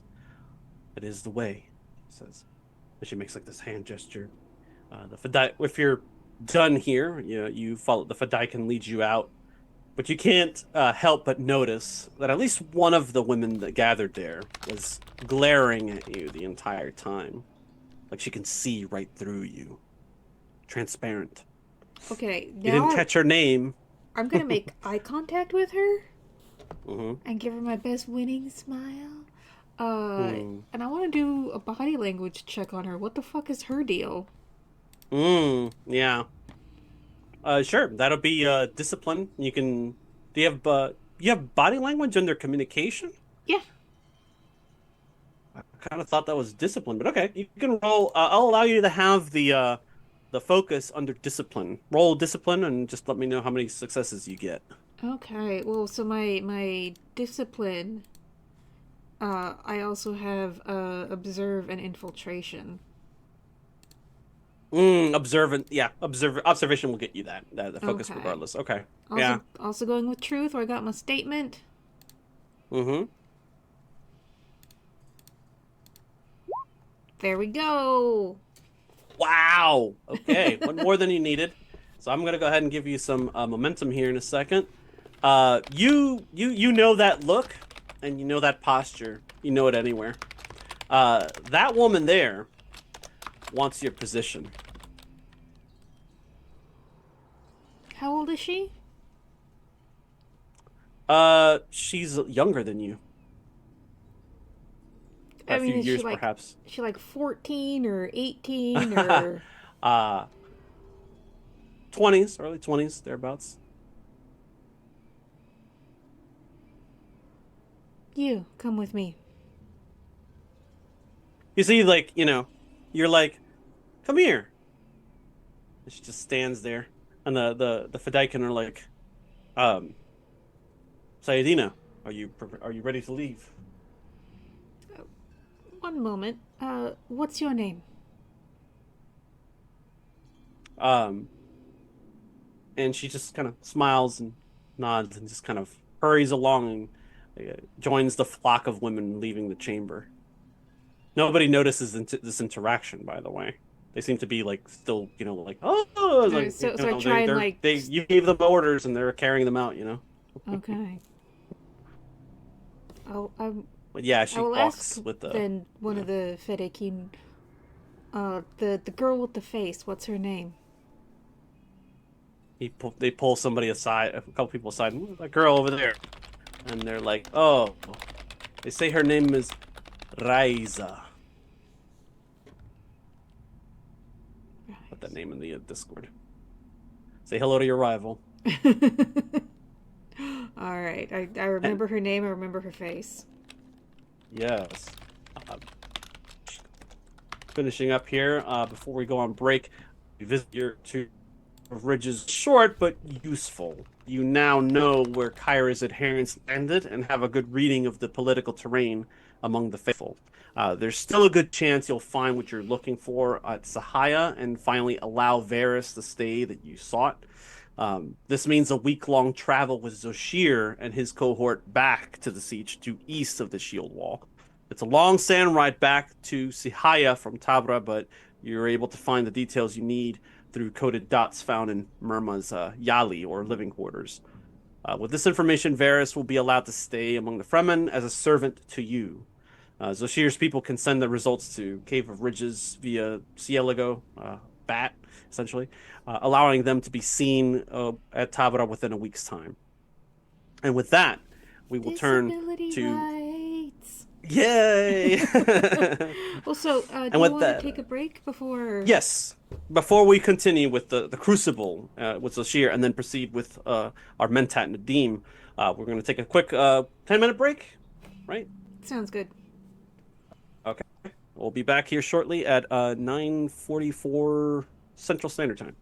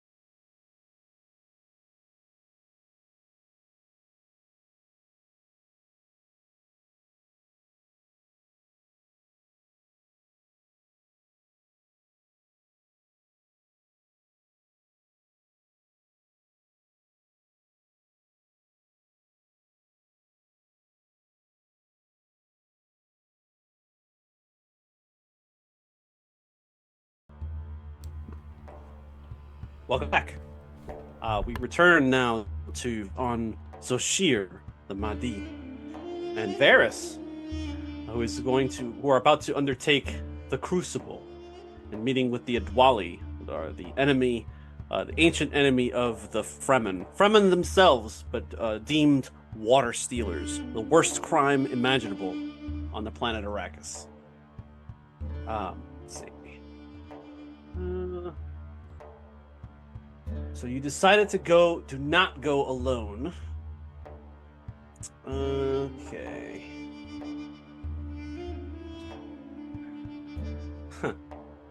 So what'll happen is, as long as Varys manages to keep a safe distance and isn't spotted by the Adwali, you will not earn their ire in the form of a trait such as untrustworthy or paranoid or something, or weak, as they may see you if you go against their recommendations to own. Highlight that so I remember. Okay. Merlat takes you aside and he says, "Take the Zansuni scrolls with you and read over them on the ride down. They are traditionalists in the extreme, and they will test you. This will be dangerous, Mahdi, but we have faith that you will prevail." Merlat makes the logistical preparations while Stilgar reluctantly readies your maker hooks and a frem kit for deep desert travel. The sand ride south from Tabra is about 10 thumpers long, which takes about 3 days. It brings you to an area most Fremen avoid, a place called the Siblings. A sand-swept expanse atop a jagged rock near 3 extinct volcanoes. It hosts an ancient ruin that once belonged to the original Zanzuni wanderers that first settled Arrakis. They chose this place for a purpose. Some of their earliest known recordings originate from this area. A clue to something, perhaps? The scrolls Merlat provided reveal the history of the Zansuni, how they came from Poritrint, were forced to resettle on worlds, fleeing slavery on Seleucus Secundus, and death brought by the Butlerian Jihad on Bela Tegis. It wasn't until the planet of Harmonthep was destroyed that they settled on Arrakis and became the first Fremen. It mentions how the Adwali do not take up arms against their own unless they have somehow offended the tribe.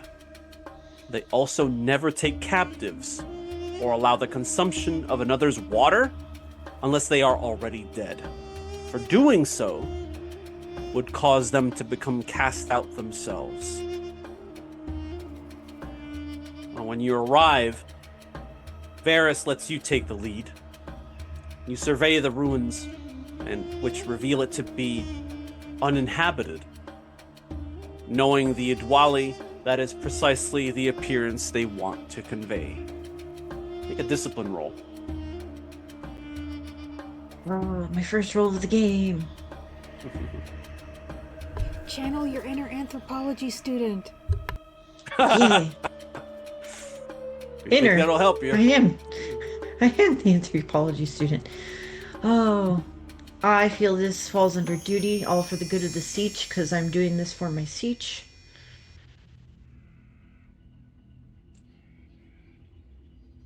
And that is 2 dice. Do I have anything? I do not. Ew. I forgot I had prawn and binu conditioning. You do? Oh. I do. Apparently, That's different. it's on my sheet. Well, I taught if you. you got, what did you get in terms of successes? Oh, I should roll that now. Using focus. Am I using a focus? No, I am not. This Ooh. is observation. So if you have observation as a focus, you can count it. Okay, 2 successes. I do not. Let's see. You're coming aboard this ruinous area, and you notice 2 recent impressions on soft clay indicate that you're not alone here. Varys communicates with you wordlessly, doing here. How far back should I be staying?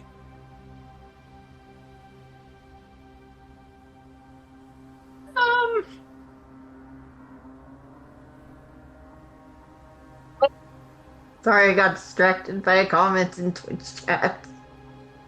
No problem. Oh, oh my gosh. I wordlessly motion for him to stay as far as he possibly can. Oh, drink.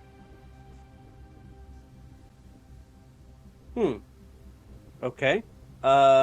If you want to make this roll, so I'm not responsible, Rachel.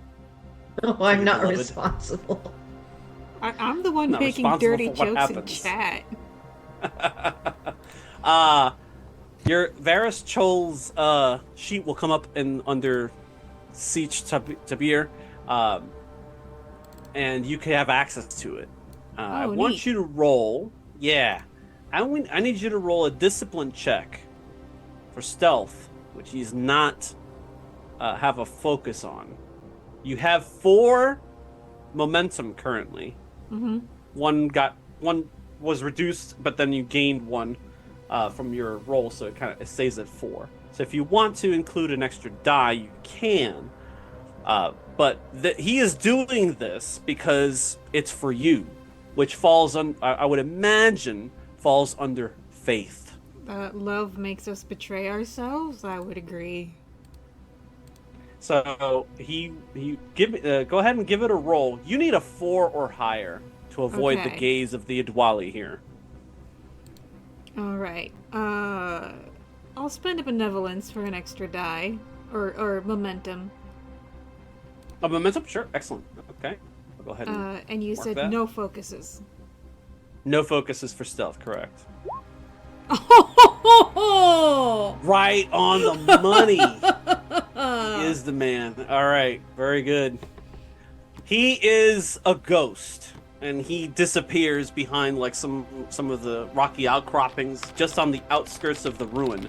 In mechanical terms, it'll take him around to reach you if you run into trouble in here, but he is nearby. Dashir, you approach cautiously and you look around. You know you're not alone here.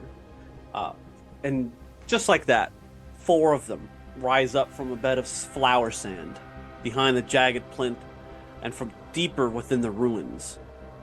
2 of them move to restrain and disarm you, while the other 2 approach with crysknives drawn. I need you to roll understand, please. Okay. Understand. And probably duty again. Mm-hmm. Okay, 2 dice.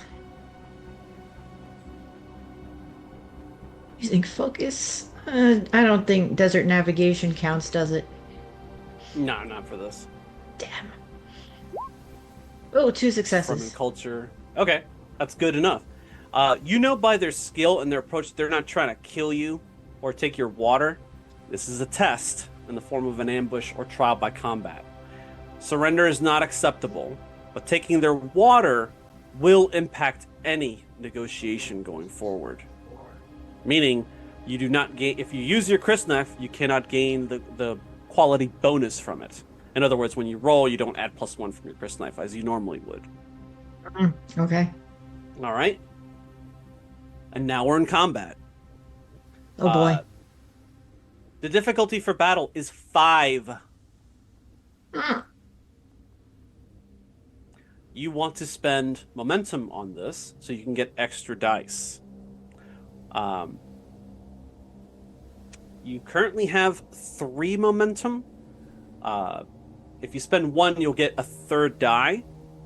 And I believe you have some talents that can help you with the tally of your successes. You let me know for sure.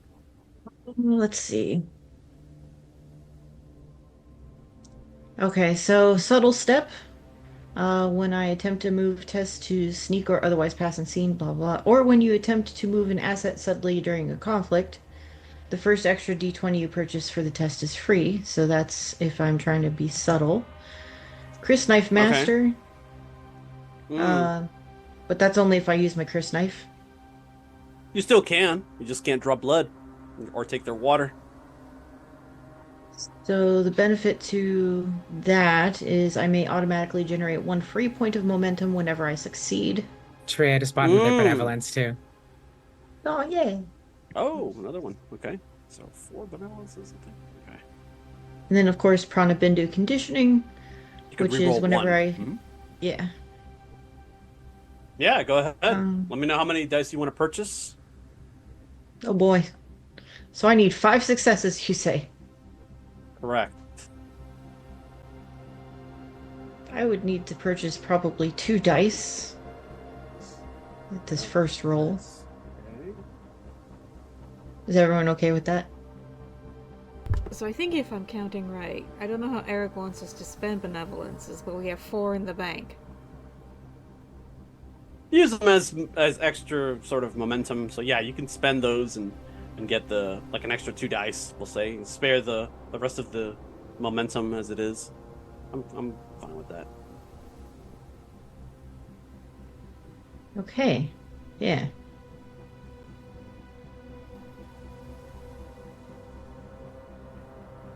Danger. And my focuses for battle are short blades and evasive action, so. This fits. Exactly. So I will roll. Stop squiggling around the screen. Oh. Okay. There's a weird thing where I set my mouse a certain way and the screen goes like this. And I don't know why. Oh my. Okay, Probably so the battle. cat. Since they're coming at me, I will use evasive action Mm-hmm.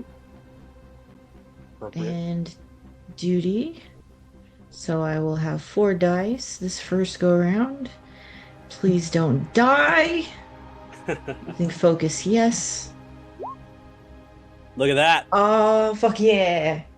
5 on the nose. Okay. Very well done. Wow. You're able to disarm and batter your assailants and defeat them in that way. Like one of them comes up with an overhead stab and like you grab them and you twist and you just, hurl them into the other one. The next one that comes up, you do like a front kick and just hit them in their groin, and when they keel over, you grab them, use them as a shield. When the next one comes in, you throw that one on top, and then you proceed to like sweep the leg from underneath them, and put your blade to their throats. And they see that, and they kind of like groan in pain and start getting up. As the dust settles, a lone figure advances from the shadows of the ruins with a floating glow globe. Face and hands covered in Fremen religious iconography. In the distance and all around you are shadows gathering and peering at you. You see this man. Where are you? Oh, I lost it. 1 second. That's okay. I lost it a long time ago.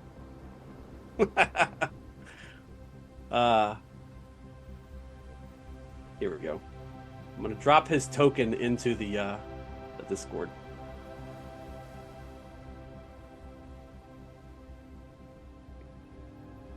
That's Yegor, who's speaking to you now. He says, "We had heard tales of your skill with a Chris, and the sight of such prowess must be proven. Of course, there's much more to our crucible than this. Should I call you Zashir or Mahdi going forward?"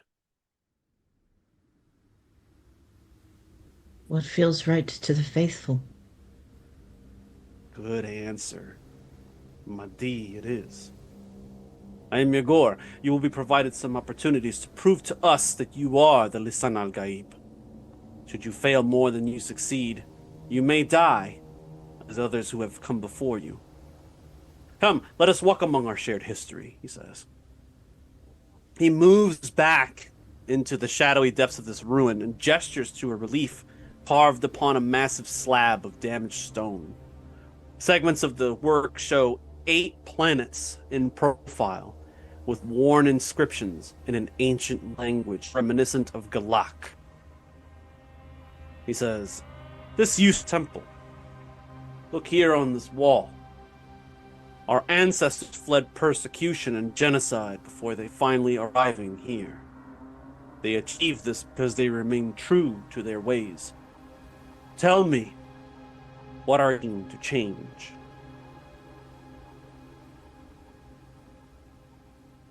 I'm so sorry it cut out for me at the last part. Oh, I apologize. They said that the Zansuni refused to accept. They managed to avoid, or they fled persecution and genocide before arriving to Arrakis, and they achieved that because they remained true to their ways, meaning they never changed. I say, what are you seeking to change? Is their question to you.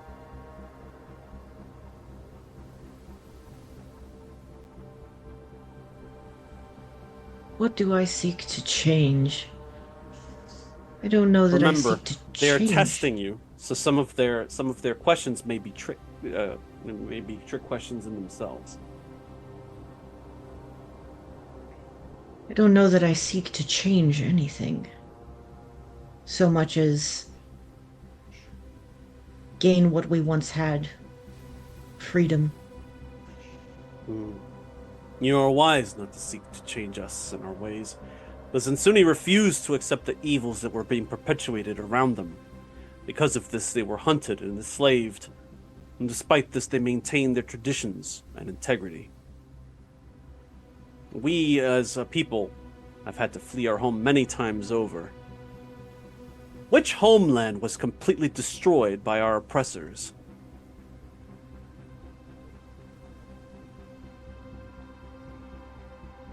Out of character. It started with an H. I remember that. Yes, you're onto something here. Mm-hmm. So- it was provided in the scrolls that Merlat provided Yeah. you for the worm ride down. Do you remember Yeah, I the remember name? that. I just remember it starts with an H. There were 8 planets in total. Is Mhm. this He the looks at one- you. Is this the one that Is means it? sacred walk? It may. Would you like to phone a friend? I would indeed like to phone a friend. I didn't know there'd be homework. No homework. I gave you all the answers. That's true. That's true. I should have taken the notes. Uh, May I phone a friend? If You may. it means sacred walk, the Hajj is the pilgrimage that Muslims make to Mecca at least once in their life. Yes, but he's asking for the name of the planet that was destroyed. Oh, They okay. hopped from 8 different over a series of 8 planets before they arrived to. More different H Arrakis. word. Mm-hmm. I got nothing. Yeah. I'm sorry. Oh no. That's all right. Here, I'll put it in the chat for you. You can parse that as you wish.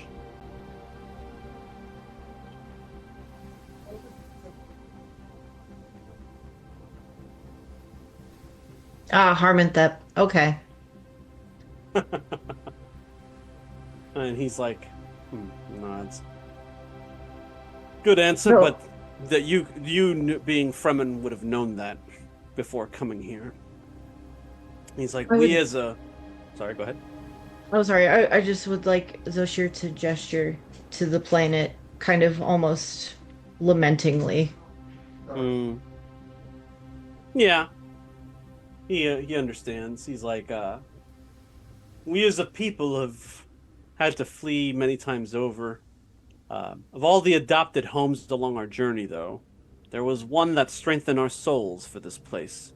It is where we endured generations of slavery, and where Chattel is still practiced legally. Of which world do I speak?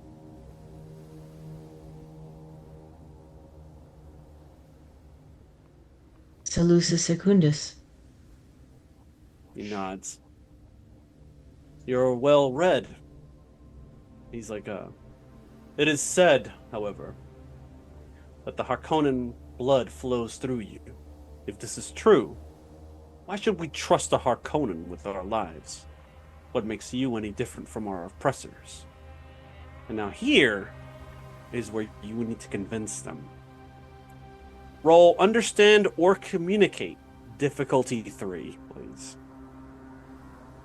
I would like to buy a vowel. And by that I mean a die. Yeah. You want to spend a momentum for that? Certainly. If that's okay with everybody. Okay. Yeah. No, this is important. Go for it. Very important. And that was understand, you said? Oh gosh. Or was it communicate? Whichever one is higher for you. Oh, they're both the same. Oh, okay. Your choice. do If communicate. if you have a, I'm sorry, if you have a focus under one, not the other, you can use that as you. Sadly, no. No. Okay. But communicate for flavor text. Oh. So that's 3 dices. Using focus, no. Oh! Damn. Oh, that's not good. Okay. No, it's not. All right, time for consequences. Second. Okay, here comes a consequence. Consequence. Roll 20 is being weird. Hold on a second. I must Roll have done 20 is being something. weird. Can I re-roll all that? And no. Hold on a second. Something unusual is happening. Oh, I think I just closed all my tabs. Pardon me. Technical difficulties. So you're telling me that roll 20 is a bad bartender because it closed your tab without your permission? No, what I'm saying is you shouldn't wear gloves when you're when trying to run a game on a computer. 1 second. Let me just get to that tab real quick. For some reason, Roll20 decided to take over my screen and close all of my tabs. Very strange. Okay. So you passed. Pass. Okay. This is where you screwed up. Yeah, royally. Failure. Something you said causes Yagor and the other cast out to kind of recoil but maintain their silence. You didn't get any complications in your roll, right? Oh, you Not did. that I know. Do I? Did I? Oh boy. Communicate and duty, you have 2 such complications, 18 and 15. Because you got 1 Cool. success and you needed 3. Did you want to use a benevolence to re-roll, or?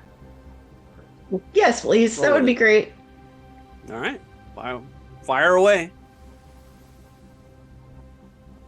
Was there a special reroll button? I don't believe so.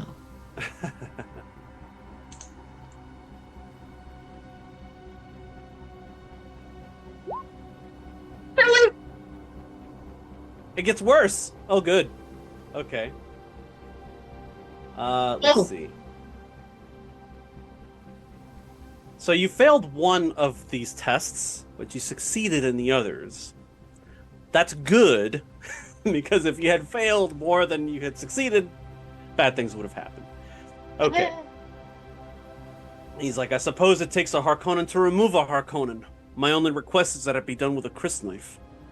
If you are the one, history will not be kind to your enemies. You have our support. We will be in contact with your people at Zihaya soon enough. Safe travels, Madi. Now you earn a new trait because of your interactions here today. You can put in your character sheet, trusted by the Adwali. Also, you gain a secondary asset. Oh. Oh, sorry, a new asset, I should say. Spy network, and for the quality, add 3. So it should be like a, significantly good thing there. All right. Now, it takes you some time to get back to Zihaya, or we'll say for the sake of brevity that you and Daphne get back around the same time, which is around the time that Merlat brings you both in. Pleased to having seen that you survived the ordeal. By the way, Varys had no thoughts that you would need his help on, dealing with, a bunch of 4 Fremen with Chris knives. So he He maintained his distance, and he kind of figured you had it under control. But he assures you that if something would have gone down there, he would have tried to extract you. He'd have given me a hand. Or, well, only one he has. My bad. I'm sorry. I'll see myself out. He calls you in for a short intelligence meeting concerning his assets in the field. He appears eager and apprehensive at the same time. Stilgar is not present. We'll say this happens in Sihaya, Tapir, after you guys travel together there. He says, new details have emerged from our spies within the Lupos and Kanseki syndicates. He says, the former has increased attacks on the latter. We're now harboring a familiar face that has run afoul of our enemies. You may remember Nadim, the other twisted mentat of the Harkonnen. Our sources within Kanseki reports that he's been inflicted with a residual poison in order to retain his services. At the same time, our assets cover is in danger of being compromised. I'm proposing that we extract them both. I understand that there are risks and costs with bringing this mentat into our fold, but if there's anything I know about the Harkonnen, it's that they are a vengeful lot. This spy master could provide unique and useful intelligence that we can use against Raban and his brother. Can we handle the poison? You almost know the answer to that question the moment you utter it. Because, give me a understand roll and add 3 automatic successes for other memory. Oh, Jesus, okay. Understand. Mm-hmm.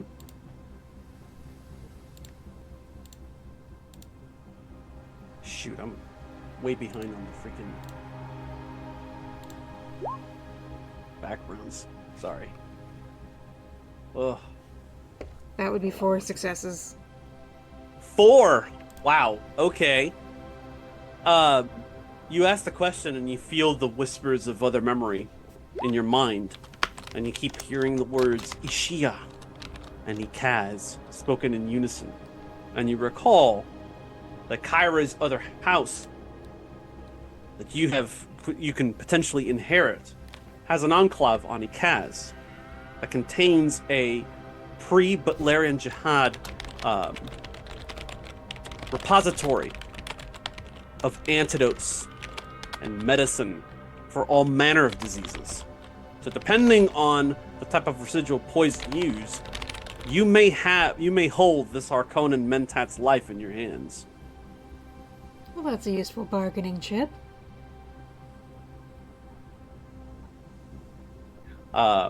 So you have some possibilities here. Bring him into the fold or leave him where he is. But the option obviously is yours. The decision is yours on how you want to bring him in. Does he know he's poisoned? Undoubtedly, Merlat says. Let him know we might have a cure for him. How should we proceed? Did we extract our asset in him as well, or just him? Who's the other asset? He keeps it very quiet because I don't want to spoil it as to who the asset is, but he tells you that this asset is in a good position within the syndicate, and they have some ability to command. Let's just extract the Harkonnen. As you will, my lady. All right. Excellent. Now, as you say that, we pan to Carthag, the Harkonnen stronghold, a megalopolis of misery. The doors to... Oh, sorry. I forgot the... The doors to Higan Waku's personal chambers open with a chime after the palm lock's biometric reader recognizes the grooves and contours of the escorting bodyguard's hand. You enter into the spacious room within the windowless compound and begin making mental notes as your eyes take in the details.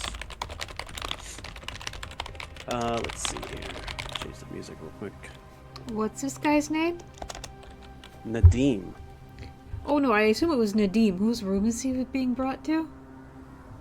The room. I'll put the name in the Discord here in just a second. As soon as I've finished changing the music for a moment.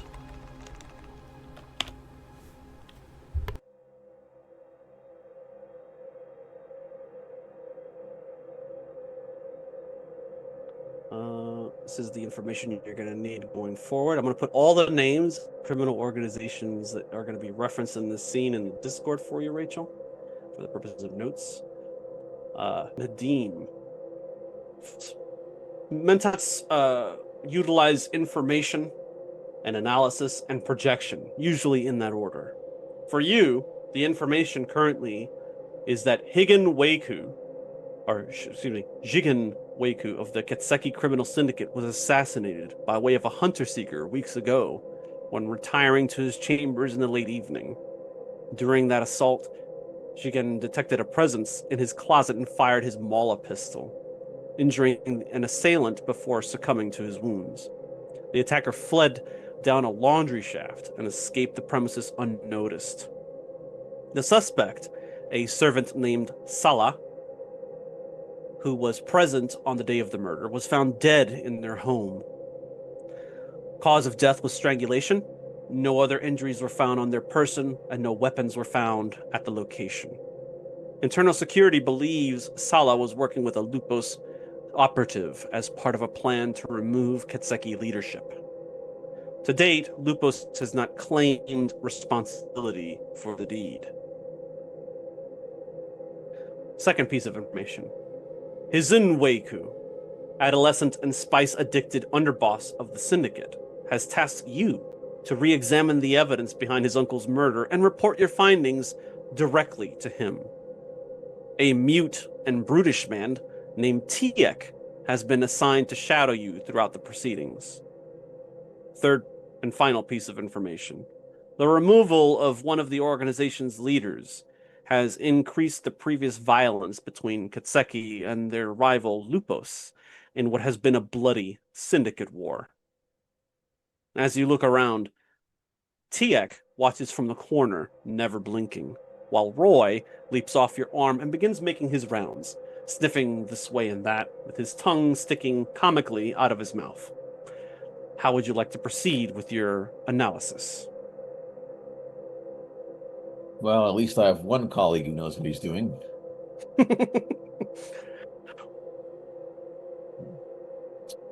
Tiek doesn't pay attention to anything saying. He's just kind of watching everyone in the room. There's servants and such about, cleaning up still weeks after the murder, but you're free to do as you wish.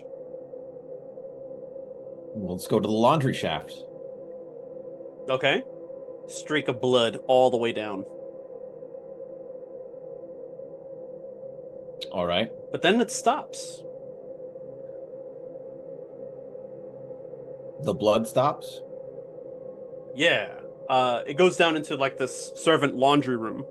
And from the servants' reports on what happened, or the internal security reports on what happened, that when the servants went to go check that out, the trail of blood stopped there. So they may have tourniqueted themselves or figured out some other way out, but no one saw the assailant leave the compound. What do I know about Gola and their ability to heal? Who? The face changers. Oh, the face dancers. Ah, yes. Not particularly more than the average person. They have great control over their bodies, but they're not able to heal themselves. They have almost or more roughly the same kind of approach as the Jesuit when it comes to contorting their bodies and controlling and contorting and controlling their bodies in a minute fashion. They can do things like appear dead or things like that.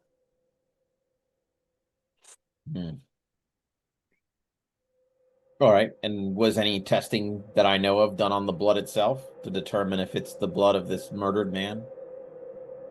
It was. The Jigen was confirmed to be himself. The assailant's blood did not match the servant Sala and did not match anybody else in the compound.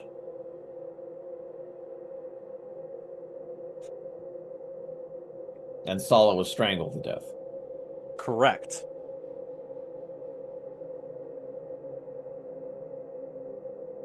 Okay. So I'll go down to the laundry area. Where the chute would have come out. Yeah. And I guess I'd investigate around there. And I'll let Roy run around. Sure. Tiak follows you down. You see people working to clean here and everything. You notice that there was some bloodied pieces of sheets that were ripped up and were stuffed in the trash. You suspect that that's exactly what the killer used to try to basically stop the bleeding and to get out.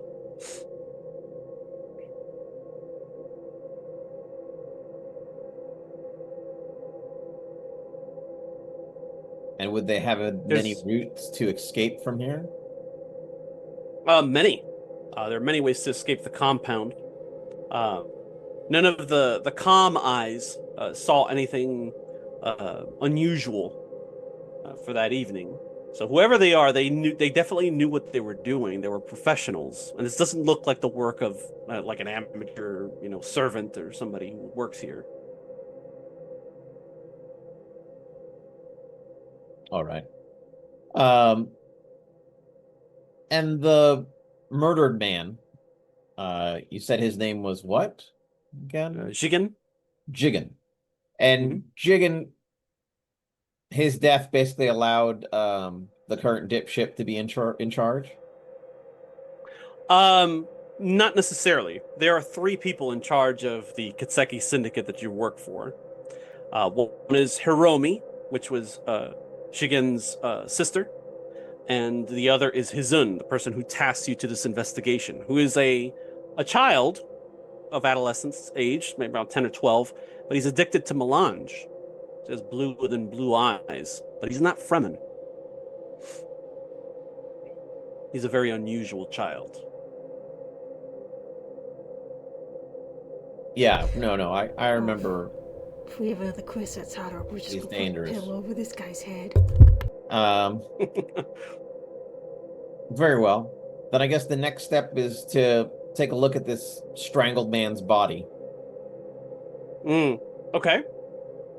Well, the Jigen wasn't strangled; it was the servant. Right. Jigen was killed with something called a hunter seeker, which is, if you recall, like a little. In the '85 movie, it was like a needle, like yay long, with like usually carries Right. poison of some kind, and is usually operated within nearby by an operator that is unseen, typically. In the current movie, it was like a tiny little thing that could go into your eyelid and shit, and generally speaking, they can go into like your arteries and make you bleed internally. So everybody kind of thinks like, okay, he got hit with a hunter seeker, he died of internal bleeding, and he hemorrhaged and died. That's it. I see what you're saying. All right, so do I have access to either of those bodies, either Salah or Jigen? You do, and the hunter seeker. Oh, well, very good. Then Roy and I will go check that out. You run your analysis through it, and you realize there's something interesting about the hunter seeker itself. It was laced with poison, and judging by the wounds that Jigen had, they don't seem to be concurrent with internal hemorrhaging or with excessive blood loss outside of the body. Instead, you notice that the poison you're somewhat familiar with being a twisted mentat under the tutelage of the Tailaxu. This is an ancient paralytic poison called Parmabat. And Parmabat was used primarily by ancient Botani assassins and is generally no longer utilized outside of old allies of the Harkonnens, which have long been dismissed, have been defeated through Canley. So, as such, this kind of thing is rare and costly to source. The poison first halts limbic function before focusing on internal organ function. So what likely happened is he got hit with the thing. He aimed his weapon at the closet, fired, hit the assailant inside, and then he just could stop breathing.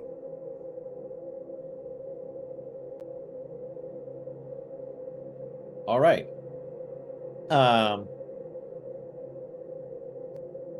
And was this fellow Jigen? I assume he had his own private area. I mean, Yes, all three of them, Hiromi, Hizun, and Jigen, are part of the old Weiku family. They had been exiled long ago, but as you understand it, they made a deal with the guild. Some of them were able to serve aboard their hayliners, and this particular branch of the family secured some ludicrous deal to operate here on Arrakis. And what they did with that opportunity is they created a criminal syndicate. So they all live within this one family compound, completely windowless, in a very old style, and they they all have their own kind of quarters within the compound. I guess what the question I'm asking is, was he definitely the target, or was it possible he got caught in the crosshair and wasn't necessarily the actual target? No, he was definitely the target. Okay. All right. So I'll check out Sala's body next. I'll see about this strangulation. Okay. Yeah, she appears to have been judging. Now, obviously, internal security is just, your standard thug guys that just say, oh, okay, that's dead body. They don't know anything beyond that, which is why they brought you in. You easily can tell that Sala has been dead for months, but the murder just occurred a few weeks ago.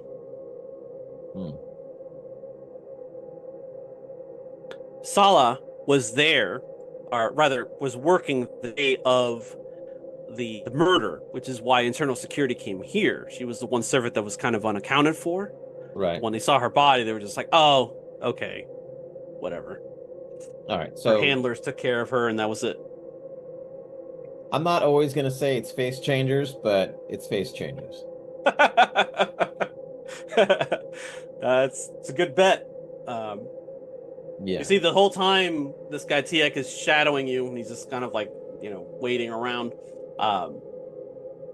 This is you've now completed kind of like the analysis portion of this, as you've kind of taken in all these different things and kind of like run through the permutations of what it could be.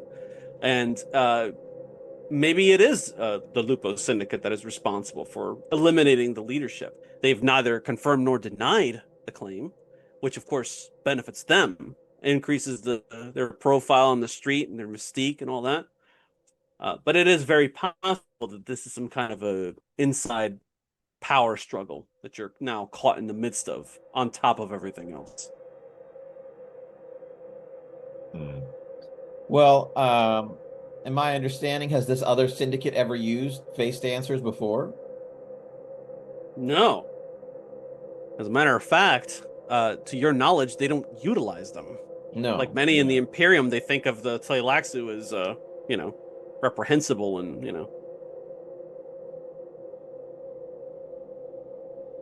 abhorrent. Yeah, I'm not a fan either.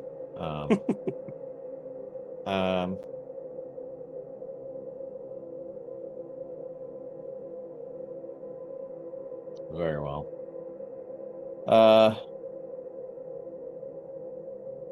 So I've got a weird poison that are only used by Harkonnen assassins that no longer exist. A face dancer who utilized it and used a hunter seeker from a closet for some reason.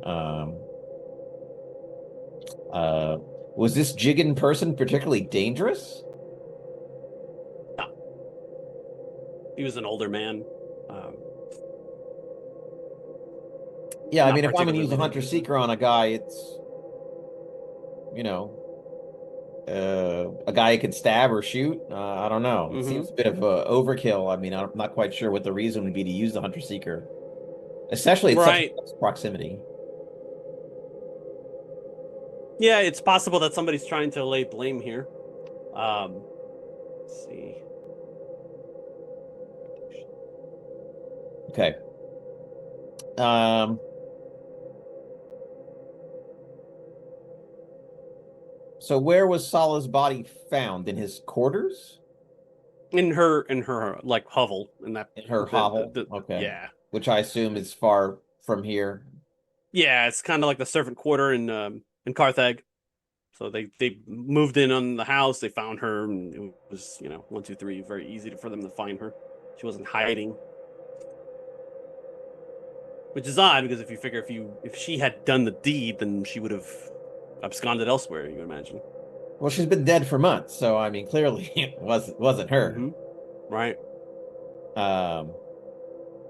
So the face dancer could be back in play in here. Correct. All right. So I think that's the most relevant and important piece of information. So let's go report to our little master. Sure. You start heading that way, and you hear Roy start barking. And you turn your head, you see there's some sort of a commotion nearby with Tiek. You look, and you see this muscle-bound thug has pinned a robed envoy to the wall with his massive hands, look like bowling balls. Judging by the flowery design on the envoy's mask, she has to be one of Hiromi's. And with one hand, they kind of hold up a Communinet earpiece and gesture to you. Tiek just kind of shakes his head emphatically and grunts his disapproval, and but signals with a glance that he'll defer to you.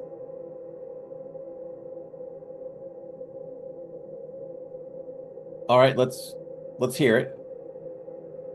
Please, you see the envoy said, the Lady Hiromi insists. Hands off the Communinet. I was going in the other direction, but certainly. Well, the Tiek is mute. He doesn't talk, so he just looks to you for like confirmation. You want me to lay off, or should I crush her? And you're just like, okay, let her go, whatever. And he kind of eases his grip, and you take the communicator. She's like, the lady of the house calls for your immediate presence in the garden. No extras. And she glares at Tiek. Is someone telling me that in like this communicator, or is the envoy? Yes. Yeah, you put on the earpiece and you hear somebody else like, hey, this is, the lady wants to meet with you in the garden. I'd be happy to oblige, but you'll probably have to murder my shadow here. It's not up to me if he follows me. He doesn't say anything, he just kind of crosses his arms, stares daggers. Well, that's up to you. So they want me to go meet with Hiromi, but without you about. I assume if you follow me anyway, they'll, I don't know, garrote you or something. He has to defer to you. You're in charge of the investigation. Like, I said, he's just shadowing you. Oh, I thought he was shadowing me to like make sure I don't do anything untoward. Maybe he is. Yeah, that's my assumption. All right. I say, lead the way. Yeah, follow me if you wish. Take your life in your own hands.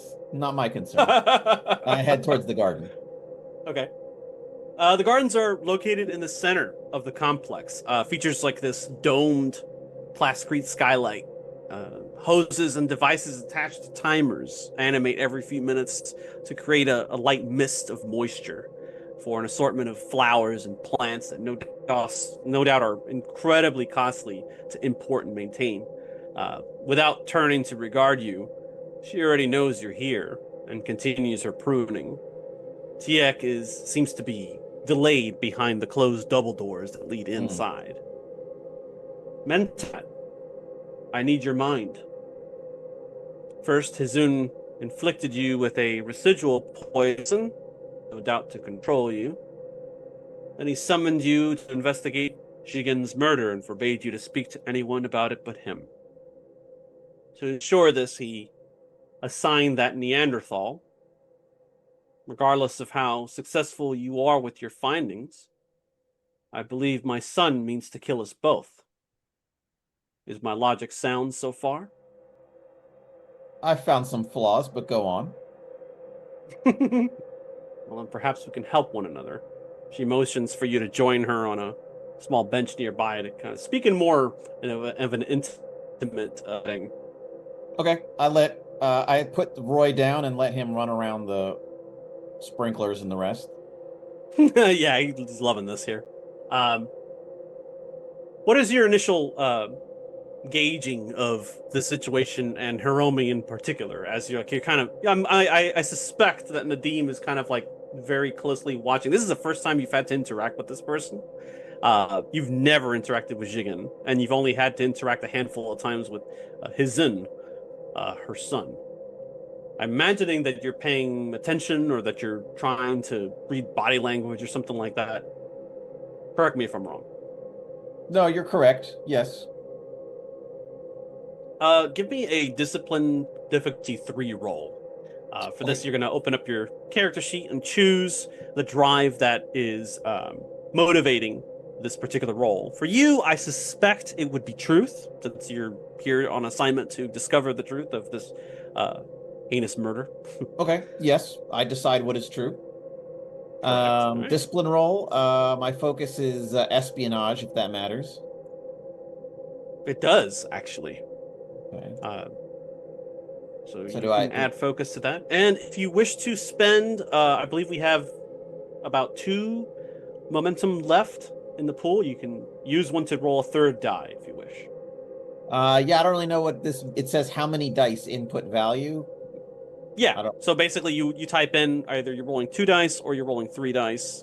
It's up to you. You by default you roll 2. All right, so I'm gonna roll 2. I don't know how I use my focus though. It asks you as you go through the prompts. Okay. All right. Yeah. So focus. Yes. There we go. All right. So. Okay. I don't know what that means, but okay. That's a crit fail with 2 successes. Sweet. We'll say now. Hold on. Oh, things are getting spicy. Hold on a second.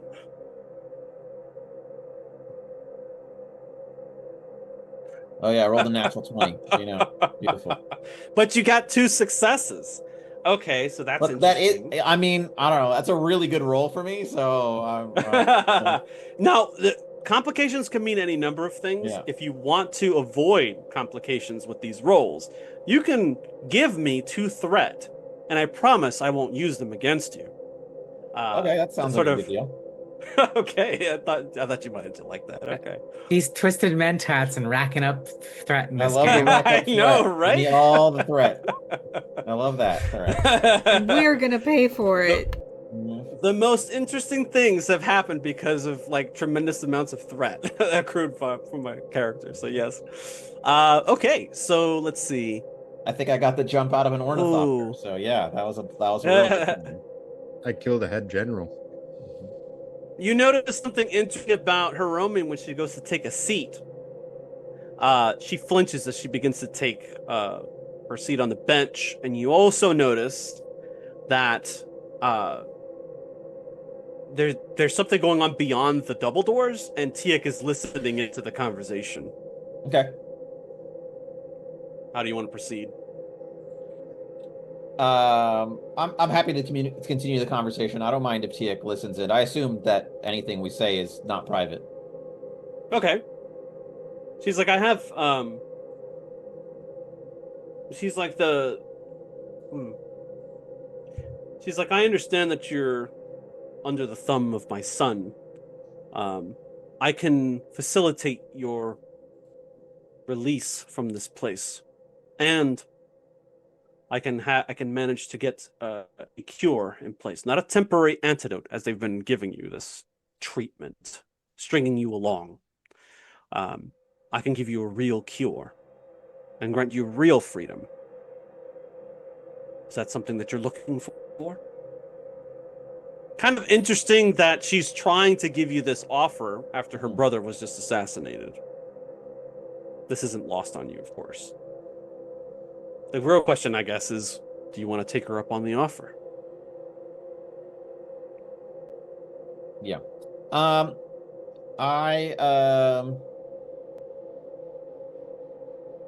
well, I haven't really interacted with her in the past. Correct. It's a tough one. Okay. Well, I guess I'm gonna string her along a bit.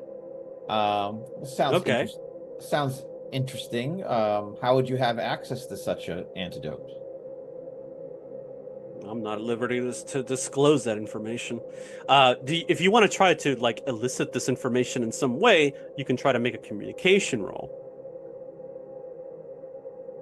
It won't be easy, however. No, I'm not going to do that. That's really not my strong suit. I don't know That's if fine. I don't know if I've role played my low communication very well, but it definitely is. You're blunt. It works. It's fine. It's definitely the fact. Interesting. Well, I'll have to say that I am rather happy where I am. I'm not Are really you quite saying sure that because you're trying to convince me, or are you trying to convince yourself? Well, I have no need to convince myself. I know the numbers. Do you know? Yes, unless there's some fact that I'm unaware of, some hidden variable. Well, please illustrate your knowledge for me, Mentat. Compute this mystery, won't you? Run the numbers, as you say. Well, if a faceless assassin was attempting to debilitate this order, I assume they would want to remove me from the equation, since I would be the most likely one to unmask them. I see. And who is primary suspect based on this information? Well, I'd assume the only one reason you'd want to eliminate a top leader is if you were planning on replacing them with someone under your control. You say that, and her eyes never leave yours. I think you may be onto something. Yes, I think it's becoming What clear. are you going to... Sorry, go ahead. No, go ahead. I simply said I think it's becoming clear to me, yes. What are you planning to report to my son?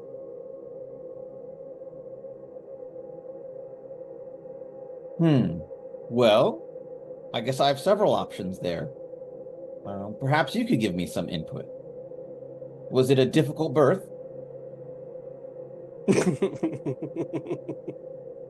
So I'm going to try to use understand or deductive reasoning to see if she has to like take a second to come up with something when I ask Very that clever. Very clever. Yeah, go ahead and roll if you get 2 or higher. Okay, understand. Truth yet again. What do you know? Yeah.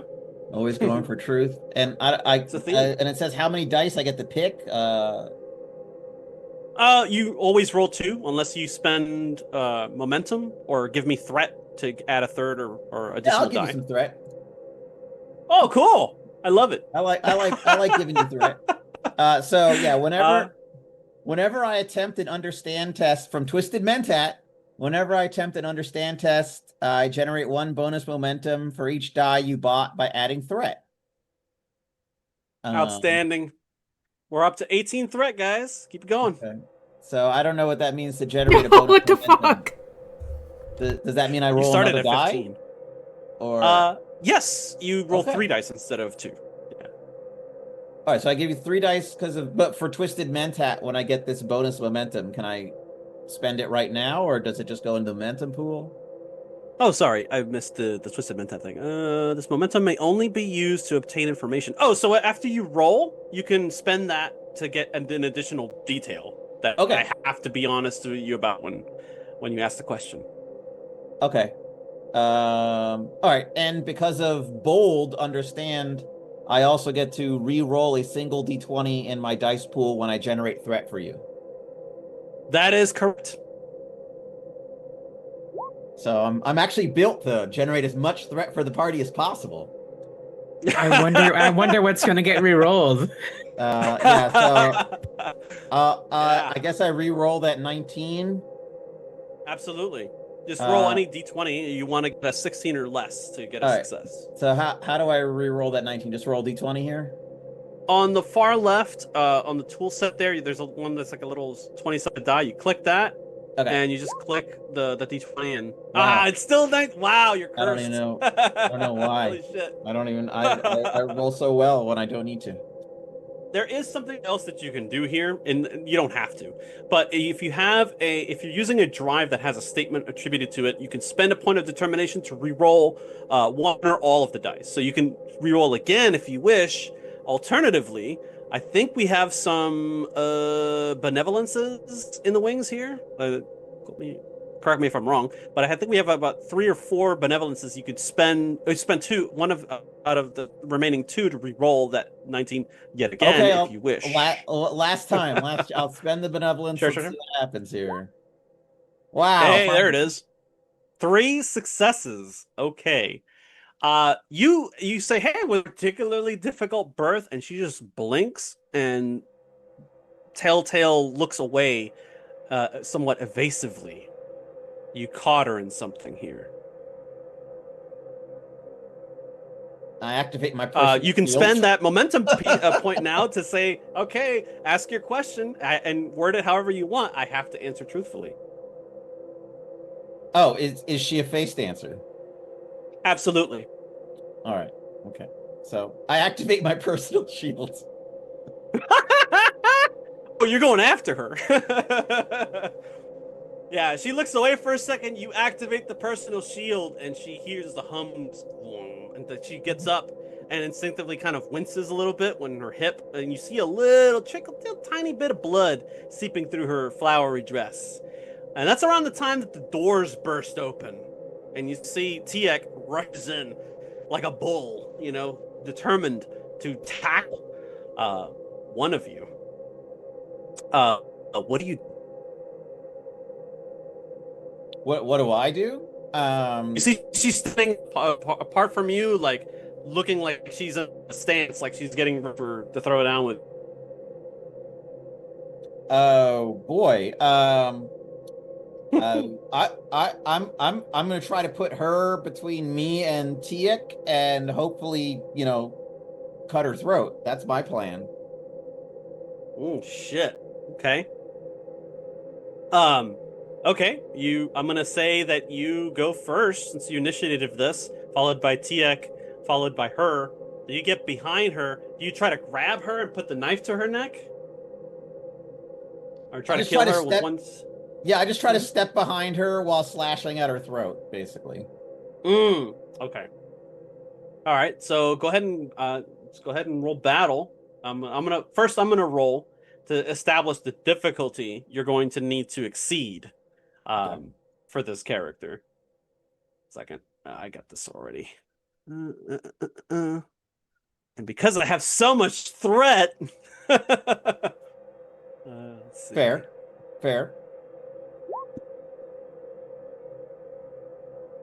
Yes. Okay. No. Okay. Let's see. Yep. Here we go. Just need the character. Decisive action. Oh shoot. Okay. I'm just remembering what they do, but I remember that if I throw a lot of threat at you, I'm really ugly in a fight. I remember that. Yes. Let's see. Faith. Okay. I'm gonna give her 2 extra dice. So she's rolling 4, and she has no focus. So let's see what she gets. All right, you have to beat a 4 to be able to defeat her. get a hit off for her, as it were. And actually, I'm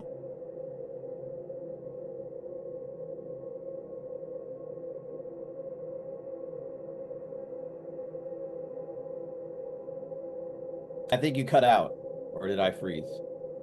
I think Eric I froze. think Eric's internet has frozen.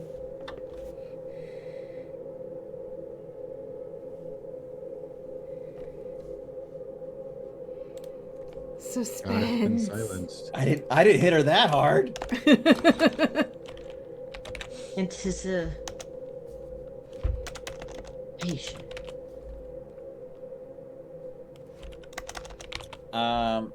Okay, so my assets, like my Chris knife and my personal shield, that comes into play after I roll, I think.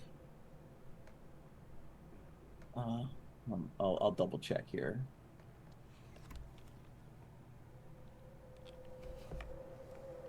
sorry about that. No problem. I experienced a glitch. I was You're looking back, for my and tether. now Eloise has taken control of the game. Oh, okay. All right, I rolled the first. Okay, either way, I succeeded with that. So you actually beat a 5 to take a hit off of Hiromi, because now she is sensing something is up and she is on the move now. Okay. What I was asking is my personal shield and the Chris knife, those are assets, so those come into play after I roll. They don't affect the roll.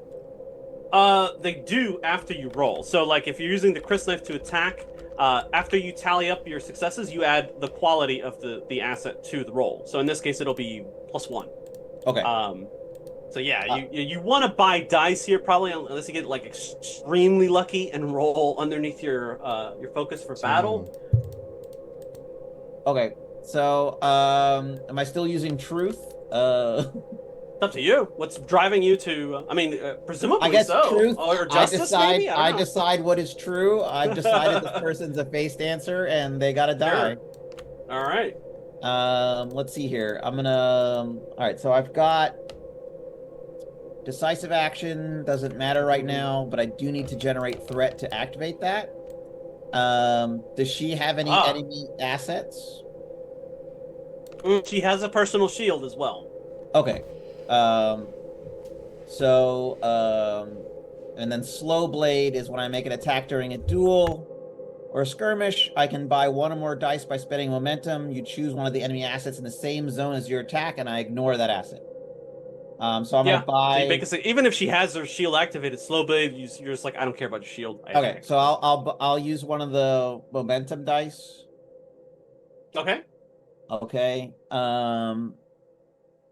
And so I don't need to remove a second. So decisive action I don't need to use. But if I'm only rolling 3 dice, how can I make 5 successes? Anyway. Do you have a battle focus? Like small blades or anything like that? My battle focus is assassination. Gotcha. So if any of the dice roll at or underneath that number, for the skill itself, it counts as 2 instead of 1. Okay. All right. When you did it, all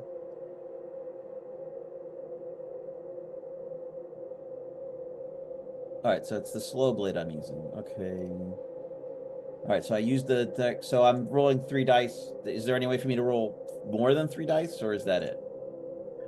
Yeah, you can roll up to 5, the maximum. For each die that you purchase using momentum or a combination thereof, the cost increases. Okay. How much momentum do we have? You currently have 1 momentum. 1. All right. So I'll use 1 momentum, and determination or advanced hit points. Those are for re-rolling. Okay. So here we go. Yes, the focus. Alternatively, Impressive. Well then, she was prepared for you. The shield goes up, your blade skitters across it, and here comes Tiek. Okay. You see her face she's kind of like a deer in the headlight when Tiek comes barging through, and you see her face ripple a little, and he kind of gets this like sneer on his face, and he goes straight for her. Okay. It's his turn, so I guess he's rolling. Up his stats real quick. Oh, I have his. I have him here. It's under Kaseki. Oh, yep. Tiek. Versus. Oh, Hiromi's right here. Okay. Hiromi, I forgot to show you. Kind of looks like this. Just imagine like the mask, like the like no Japanese no style mask over her face. Gotcha. Let's see. He's going to reduce threat by a bit here because he's gonna dump some on her. Let's see. 4 and 3, so 16. Okay, 7, 11. Okay, so we're back to 11 threat. Oh, by the way, give yourself a point of advancement at the bottom of your sheet. Anytime I drop 3 or more threat on you, you automatically, or if I give you a challenge rating of 3 or higher, any of you, add 1 to your advancements. Sweet. All right. I'm going to go ahead and update the threat here, and he's going to dump a bunch of dice on her, because that's his job, is to kill a motherfucker. So let's see. Duty, yes. He's rolling 4 as well. He has to overcome 5. Yes, this is within his thing. And he gets 1, 2, 3, 4 with a major complication. So he doesn't make it. He tries to wrap his arm slowly around her neck to apply pressure and strangle her. And immediately your mind picks up on the strangulation of the servant Salah, his massive hands, and the bruises left on her neck. You'd think he just found 2 potential killers here.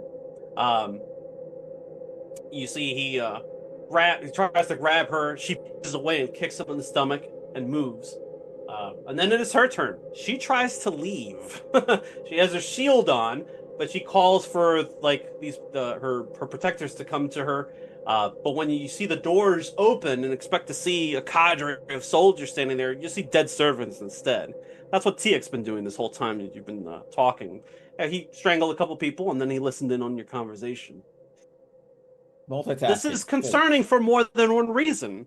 If he's willing to kill Hiromi's servants, and Hiromi herself, what do you think he's going to do after that? I'm calculating. Roar keeps barking. She moves a couple of zones away, like she's like trying to see if she can get to another side of the garden to access another part of the compound. And then it's back to you. What do you do?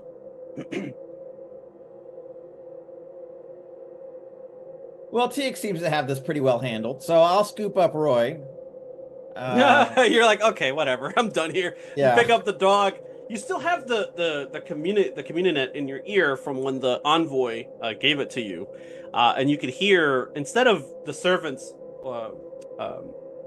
voice over the comm, you hear Hiromi's instead. Like she patches into the communinet and she's like, "We spared you before when we had you dead to rights. You owe me that much, Mentat." Or sorry, she says, "You owe me that. You owe us that much, Harkonnen." How do you respond to that?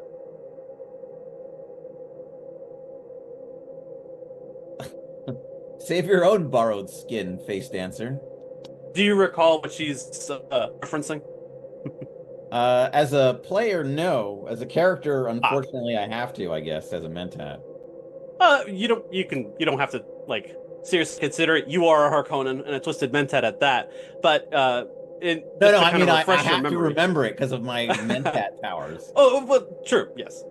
In the last season, the very first scene that you undertook as Nadim, you were sitting across a Lupus Syndicate head, and they were assassinated right in front of your eyes by a face dancer. And they were about to kill you, and you were like, hold on a second. And you kind of bartered your way through. You spoke to them about something, and they kind of like, okay. And you convinced them to spare your life. Correct. Yes, I remember and that's that. how you... Yes, and that's how you came to know that these face dancers in particular that are dealing with these syndicates report to the Cheshires. Daphne's Cheshire specifically. Her and her unique cohort of face dancers and fremen that she commands. This, you will imagine, would be one of those, because the Tleilaxu would be unusual to find here, since their aims don't typically extend beyond the houses themselves. What do? Do you take that into consideration as Tiek is running past you to tackle Hiromi? Or do you just let him do his job and proceed as planned?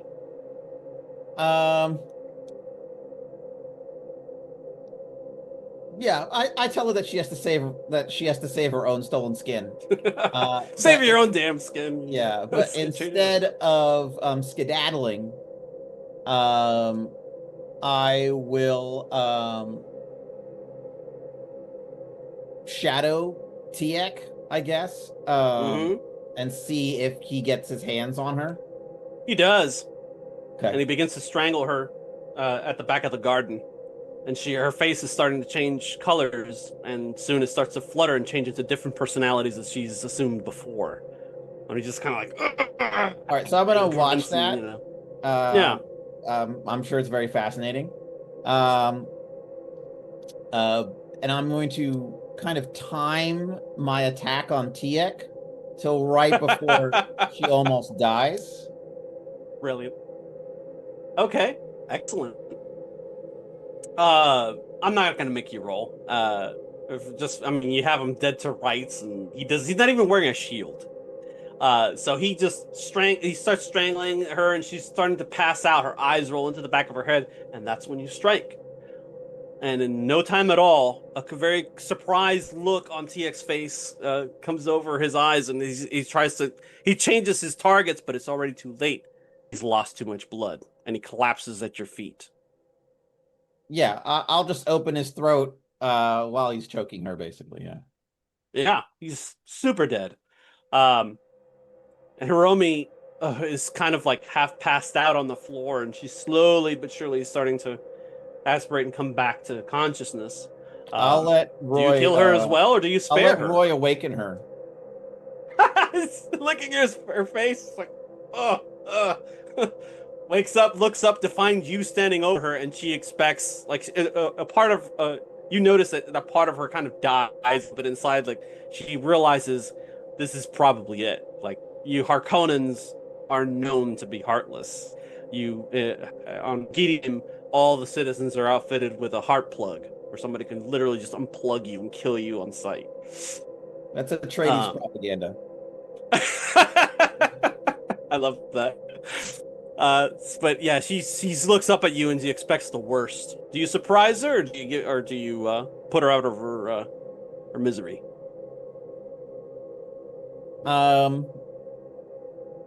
So what's the offer? She gets up, she catches her breath. The internal security comes. She kind of holds up her hand and tells them to back off as she kind of begins to compose her face again, literally. She's like, the offer is exactly as I said. I can facilitate your escape from this place and your true freedom from under the thumb of my son. Will you take it? Well, it's hard for me to take you seriously when you keep calling him your son, but take me where? You're short on details. Allies actually share the same enemies as you, and who can protect you better than, well, she looks at Tiek. Better than I can here, certainly.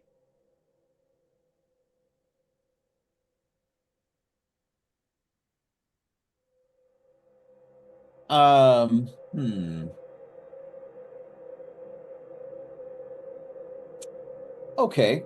Let's say we follow along your plan then. What's the next move?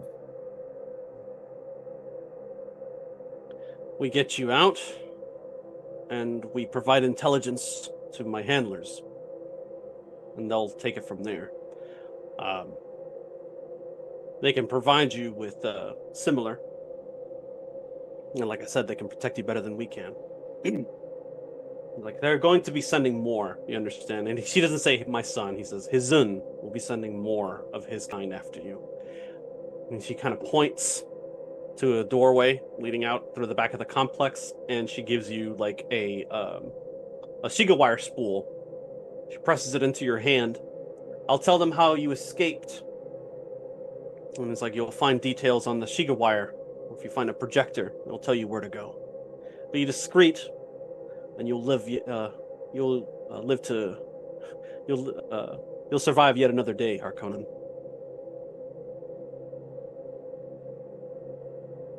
Very well. Will I have time? I'm not asking her this. I'm asking you. Mm-hmm. Yeah. Do I have time to like get my things or whatever before heading out? And this you travel pretty lightly, so yeah, you grab your assets and things and head out. Yeah, my Roy carrier, and that's about it. That's it. The Shiga wire spool, is that a kind of covert communicator that only goes to her compatriots, or it's not a communicator. It's basically like just she gives you like something that kind of encrypts a location, like a set of coordinates to meet at a specific time. That's basically it. There's no actual communication device with like her handlers or anything like that. You're supposed to meet somebody there at a specific time. Okay, that's kind of the gist. So, all right. So she's going to communicate with them some other way. She's saying, correct. Gotcha. The meet is happening. Expect them there, and that sort of thing. All right. So she gives me the location of the meet in this spool. Mm-hmm. Okay, you got it. And do I remember I did have some kind of covert communication stuff in the past. I don't know if I still have any of that. What sort of communication stuff, like assets? Yeah, I don't see it in my assets now. I mean, you have a hostage and assassin. So yeah, technically you have that. Basically, it's like as needed. Like, you know, if you wanted to like threaten somebody who you need to get access to something, you can be like, hey, if you don't do what I say, I have your kid tied up in my basement. And you can say that's your asset, you know, kind of like that. Yeah, the asset is my cousin, is a Harkonnen. Sorry, the hostage is a Harkonnen cousin of mine, yes. Oh, okay, interesting. All right. Yeah. You can detail it however you like, but yeah. All right, so you gather your things, you get out of there. And for the sake of brevity, we'll say that you meet up in this place. It's a part of Carthag that is not very well supervised. It's kind of like the servant quarter. It's at night, and there are some people there, Fremen, that are waiting at the aforementioned location. Zashir and Daphne, you can decide if you're there or not. Otherwise, Merlat and his people will probably be, or Merlat's people will probably be present to receive Nadim and to extract him out of Carthag. I feel like Daphne thinks she should be there. Mm-hmm. Yeah. Zashir? Yes, no, maybe? Yes. Okay. You see some familiar faces, Nadim, as you arrive in the quarter. And then you see some that, you can have the scene for a few minutes here. How do you respond upon seeing this Harkonnen? Your family, Zashir. I'm not going to tell him that. You don't have to.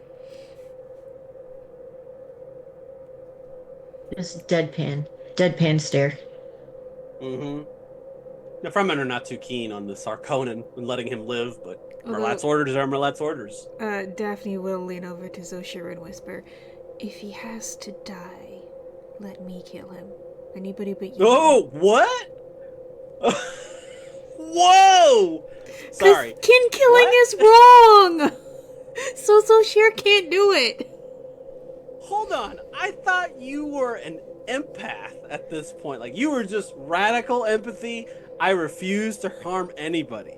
That includes, am I wrong? That includes harming Zoshir by letting him kill a kinsman. Wow. Nadim has some Dune level empathy. It's just some Dune empathy.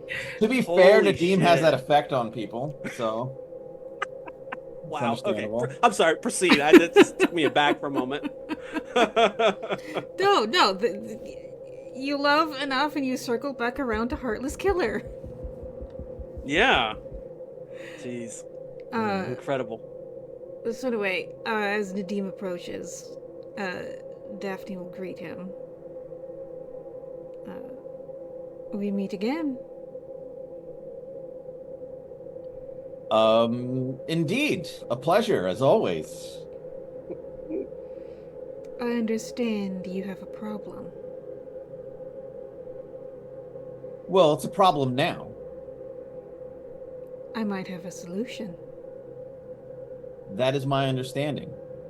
Oh, you're very well informed. But that's what I would Well, expect of a mentat. I suspect it was your pawn who informed me. I have very few pawns in Carthag. The face dancer. They seem to be ever present in your company. Oh, that's not by my choice. Yes, I wouldn't do that by choice either. It's a legacy. No. But I do have a solution for a recurring problem of yours. Indeed. It's not here. We'd have to take a ship. Well, do you have any of the short-acting temporary reprieve from the poison? We're talking about the poison, I assume. I have as much melange as you can tolerate.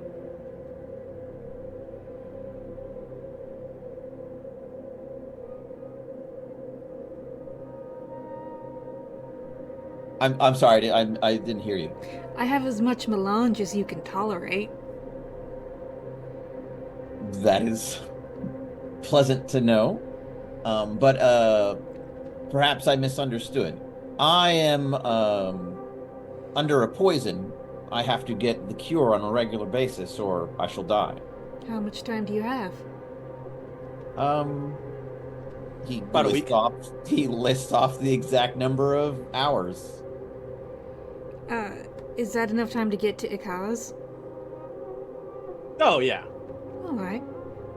Especially now that you have the guild at your disposal, which this would be an appropriate time for their new representative to make themselves known.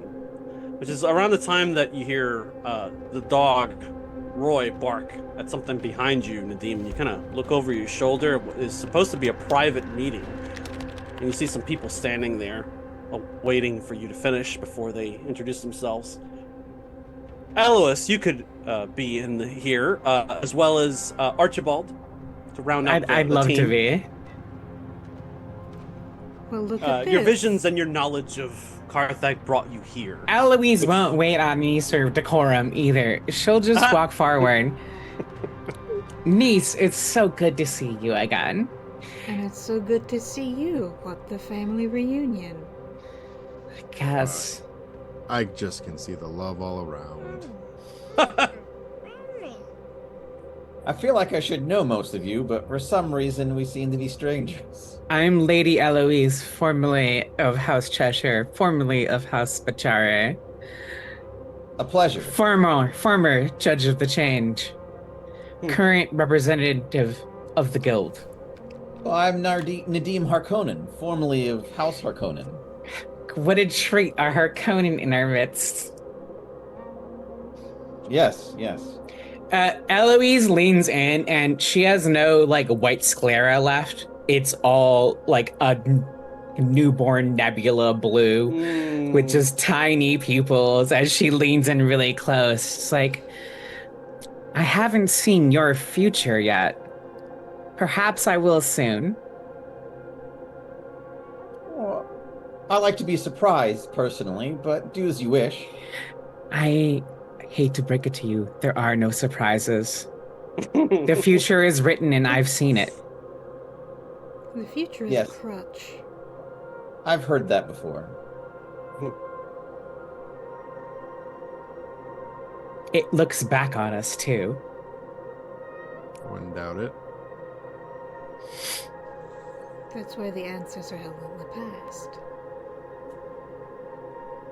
Well, as I said, a pleasure to make your company. Anyone who has so many formalities in their introduction can only be a delight. I try to keep myself busy. I imagine the antidote is easier to cure with my hayliner. Given my beloved, she gestures to the silk-covered assassin to her side, was probably poisoned with almost the exact same thing that you are. Oh, well, wonderful. Well, I would be easier to control if you simply kept me poisoned, but I'm happy to take a full antidote. Do I need to control you with poison? Head tilt. Is it your place to try and control anybody? Well, I'm curious to see what other methods you will employ. Poison's quite effective, I've found. I will offer you what I have for the sake of being allies. Well, that's very novel. I believe What? our interests align more than just your cure. Curious. And what are those interests? Killing the Harkonnens, and then the Emperor. Ah, well then. I guess you've hit it on the head then. No one crosses me and gets to live.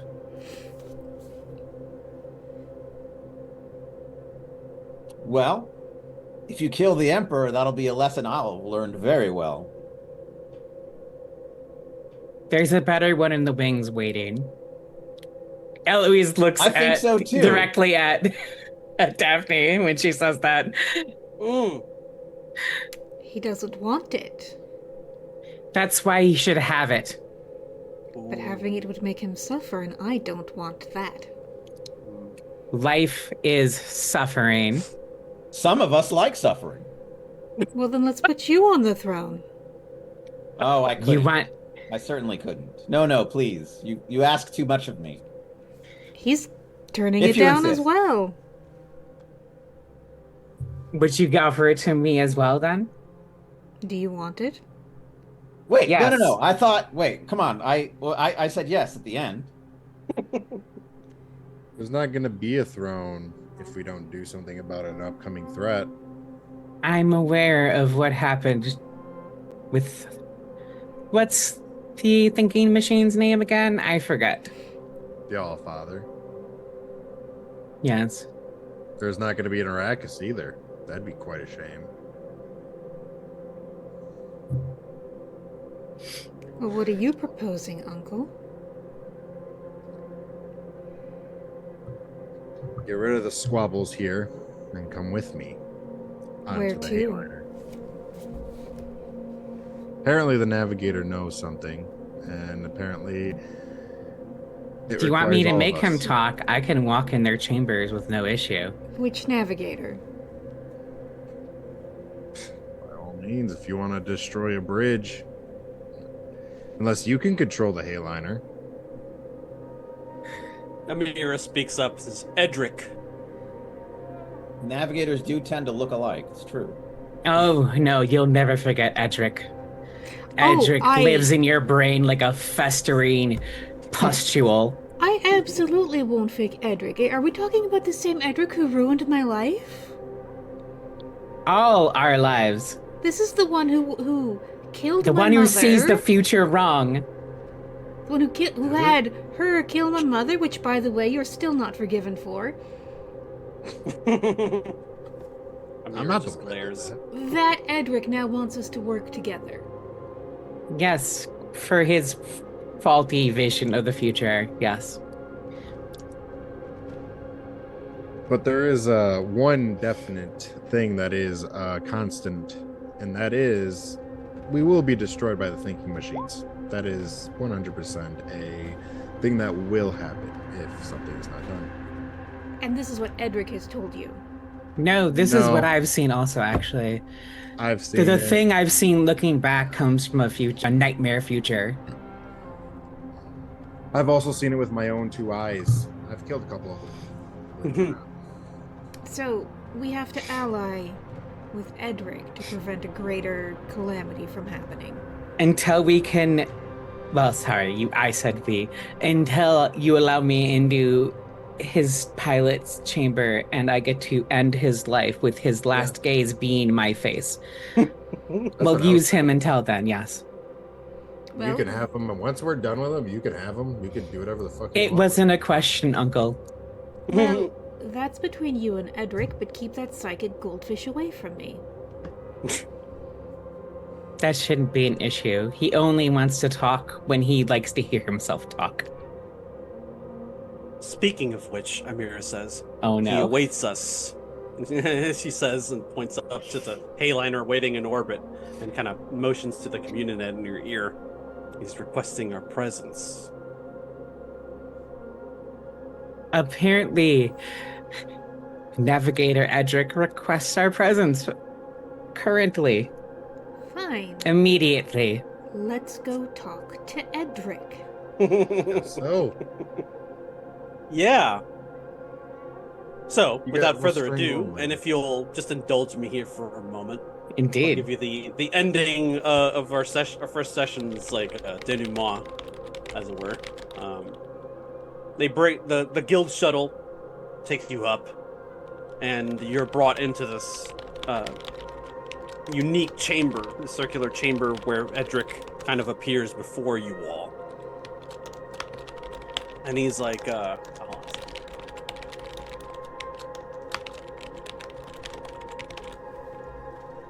He says, "Forgive the clandestine nature of this conference. We are in crisis. By now, most of you are aware that thinking machines have returned and are being led by the one known as Allfather. Through its initiatives, the planet of Junction has been destroyed, crippling our fleet and leadership structure. An opening move for a larger game that involves integrating humanity into its grotesque mechanical menagerie. We believe the High Council and the Imperial Throne may already be beholden to this insidious enemy. We know, as do you, that the Emperor has conspired with House Harkonnen to breach the Articles of Canley by sending his Sardaukar legions to topple Atreides' rule on Arrakis. Many of you have either been charged with treason by the Imperial Throne or are actively being hunted by the Harkonnen. What all of you do not yet realize is that in response to Junction and Allfather's attack on Kaitane, the Emperor and High Council are preparing to break with the Great Convention and immolate every planet in the two-pile system with atomics, killing billions. To facilitate this holocaust, they have tasked Ix to create a fleet of Hayliners equipped with an automated navigational system that the Ixians have been secretly developing for generations. The resulting war will tear the Imperium apart and ensure that we are made slaves once more to those who employ the use of thinking machines. Because there is insufficient evidence and time to expose or stop these actions through appeals to the Landsraad, different methods will need to be employed. In these times, we need leadership, which is why you are here, Elois. It is our need to call forth and anoint a new chief administrator as head of the Spacing Guild. You have been chosen for the title and cannot be allowed to decline. By installing you into such a powerful station, it would place the Emperor in a difficult position politically. If he were to publicly call for your re-imprisonment or death, he would be showing the entire Landsraad anyone from the noble class is not exempt from losing everything they have in an unjust manner. If he were to accept this quiet undermining of his power, he would become weaker for it, leaving himself vulnerable to further attack that could lead into an open revolt. Assuming you accept these terms, are you ready to begin to lead us? And that's where we'll stop. have fun, Lady Eloise. Have a with week that to big think old it over. mess. Yay! What a great week it's gonna be. All right. Oh man.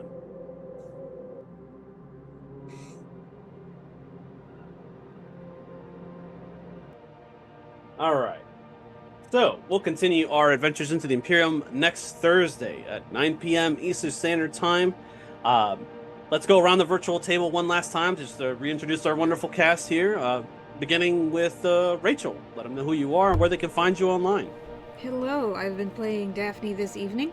I am Rachel. You can find me on Stolen Fires, which you know because here you are. Hooray! You can also find me on Blue Sky. You can find this show archived on our YouTube. And then this Saturday, we will be running Prowlers and Paragons again as Superhero RPG. It's a lot of fun. I play Captain Union, a Civil War variant of Steve Rogers. Hello, the Shadow Legion. Welcome. We are just wrapping up, but yeah, and then I'm gonna post some links to the Discord and to the charities that we mentioned. All right. Ever. Hi everybody, I've played Zoshir for you this evening, and I have had a whole lot of fun jumping back into this game. It's like brain candy. It's so good. Melts my teeth. And you can find me all over the internet as Am Changeling and on the server as Am Frostling, because it winter times. Yeah. Aaron. Hi, Ryan. I'm Aaron, pronouns she, they. I was playing Eloise. Who? Thanks for that cliffhanger, Eric. What a lovely cliffhanger. I do love this game, and I was so happy to see my friends again. Eloise's pronouns are she, they. If you want to find me, Great Cthulhu is my handle pretty much everywhere. And if you're in a SoCal area, you might see me in real life out in the valley in downtown LA at queer bars. Uh, oh, the only other I have stuff that gets uploaded to YouTube. This is my only live stream. And in the future, there will be a Fansly game I will be doing soon because it is full of all the content warnings and it'll be a tits out game. So look forward to that being announced on my socials and stuff. Yeah, that's me. All right. Jared. Hello, my name is. I played for. Wow, Jesus, it's been a while. Anyways, so today I played Archibald. You can find me, honestly. I'm pretty much on all the platforms now, but it's at Leo of the Black. But yeah, no, I had a lot of fun today. Like, I know my child.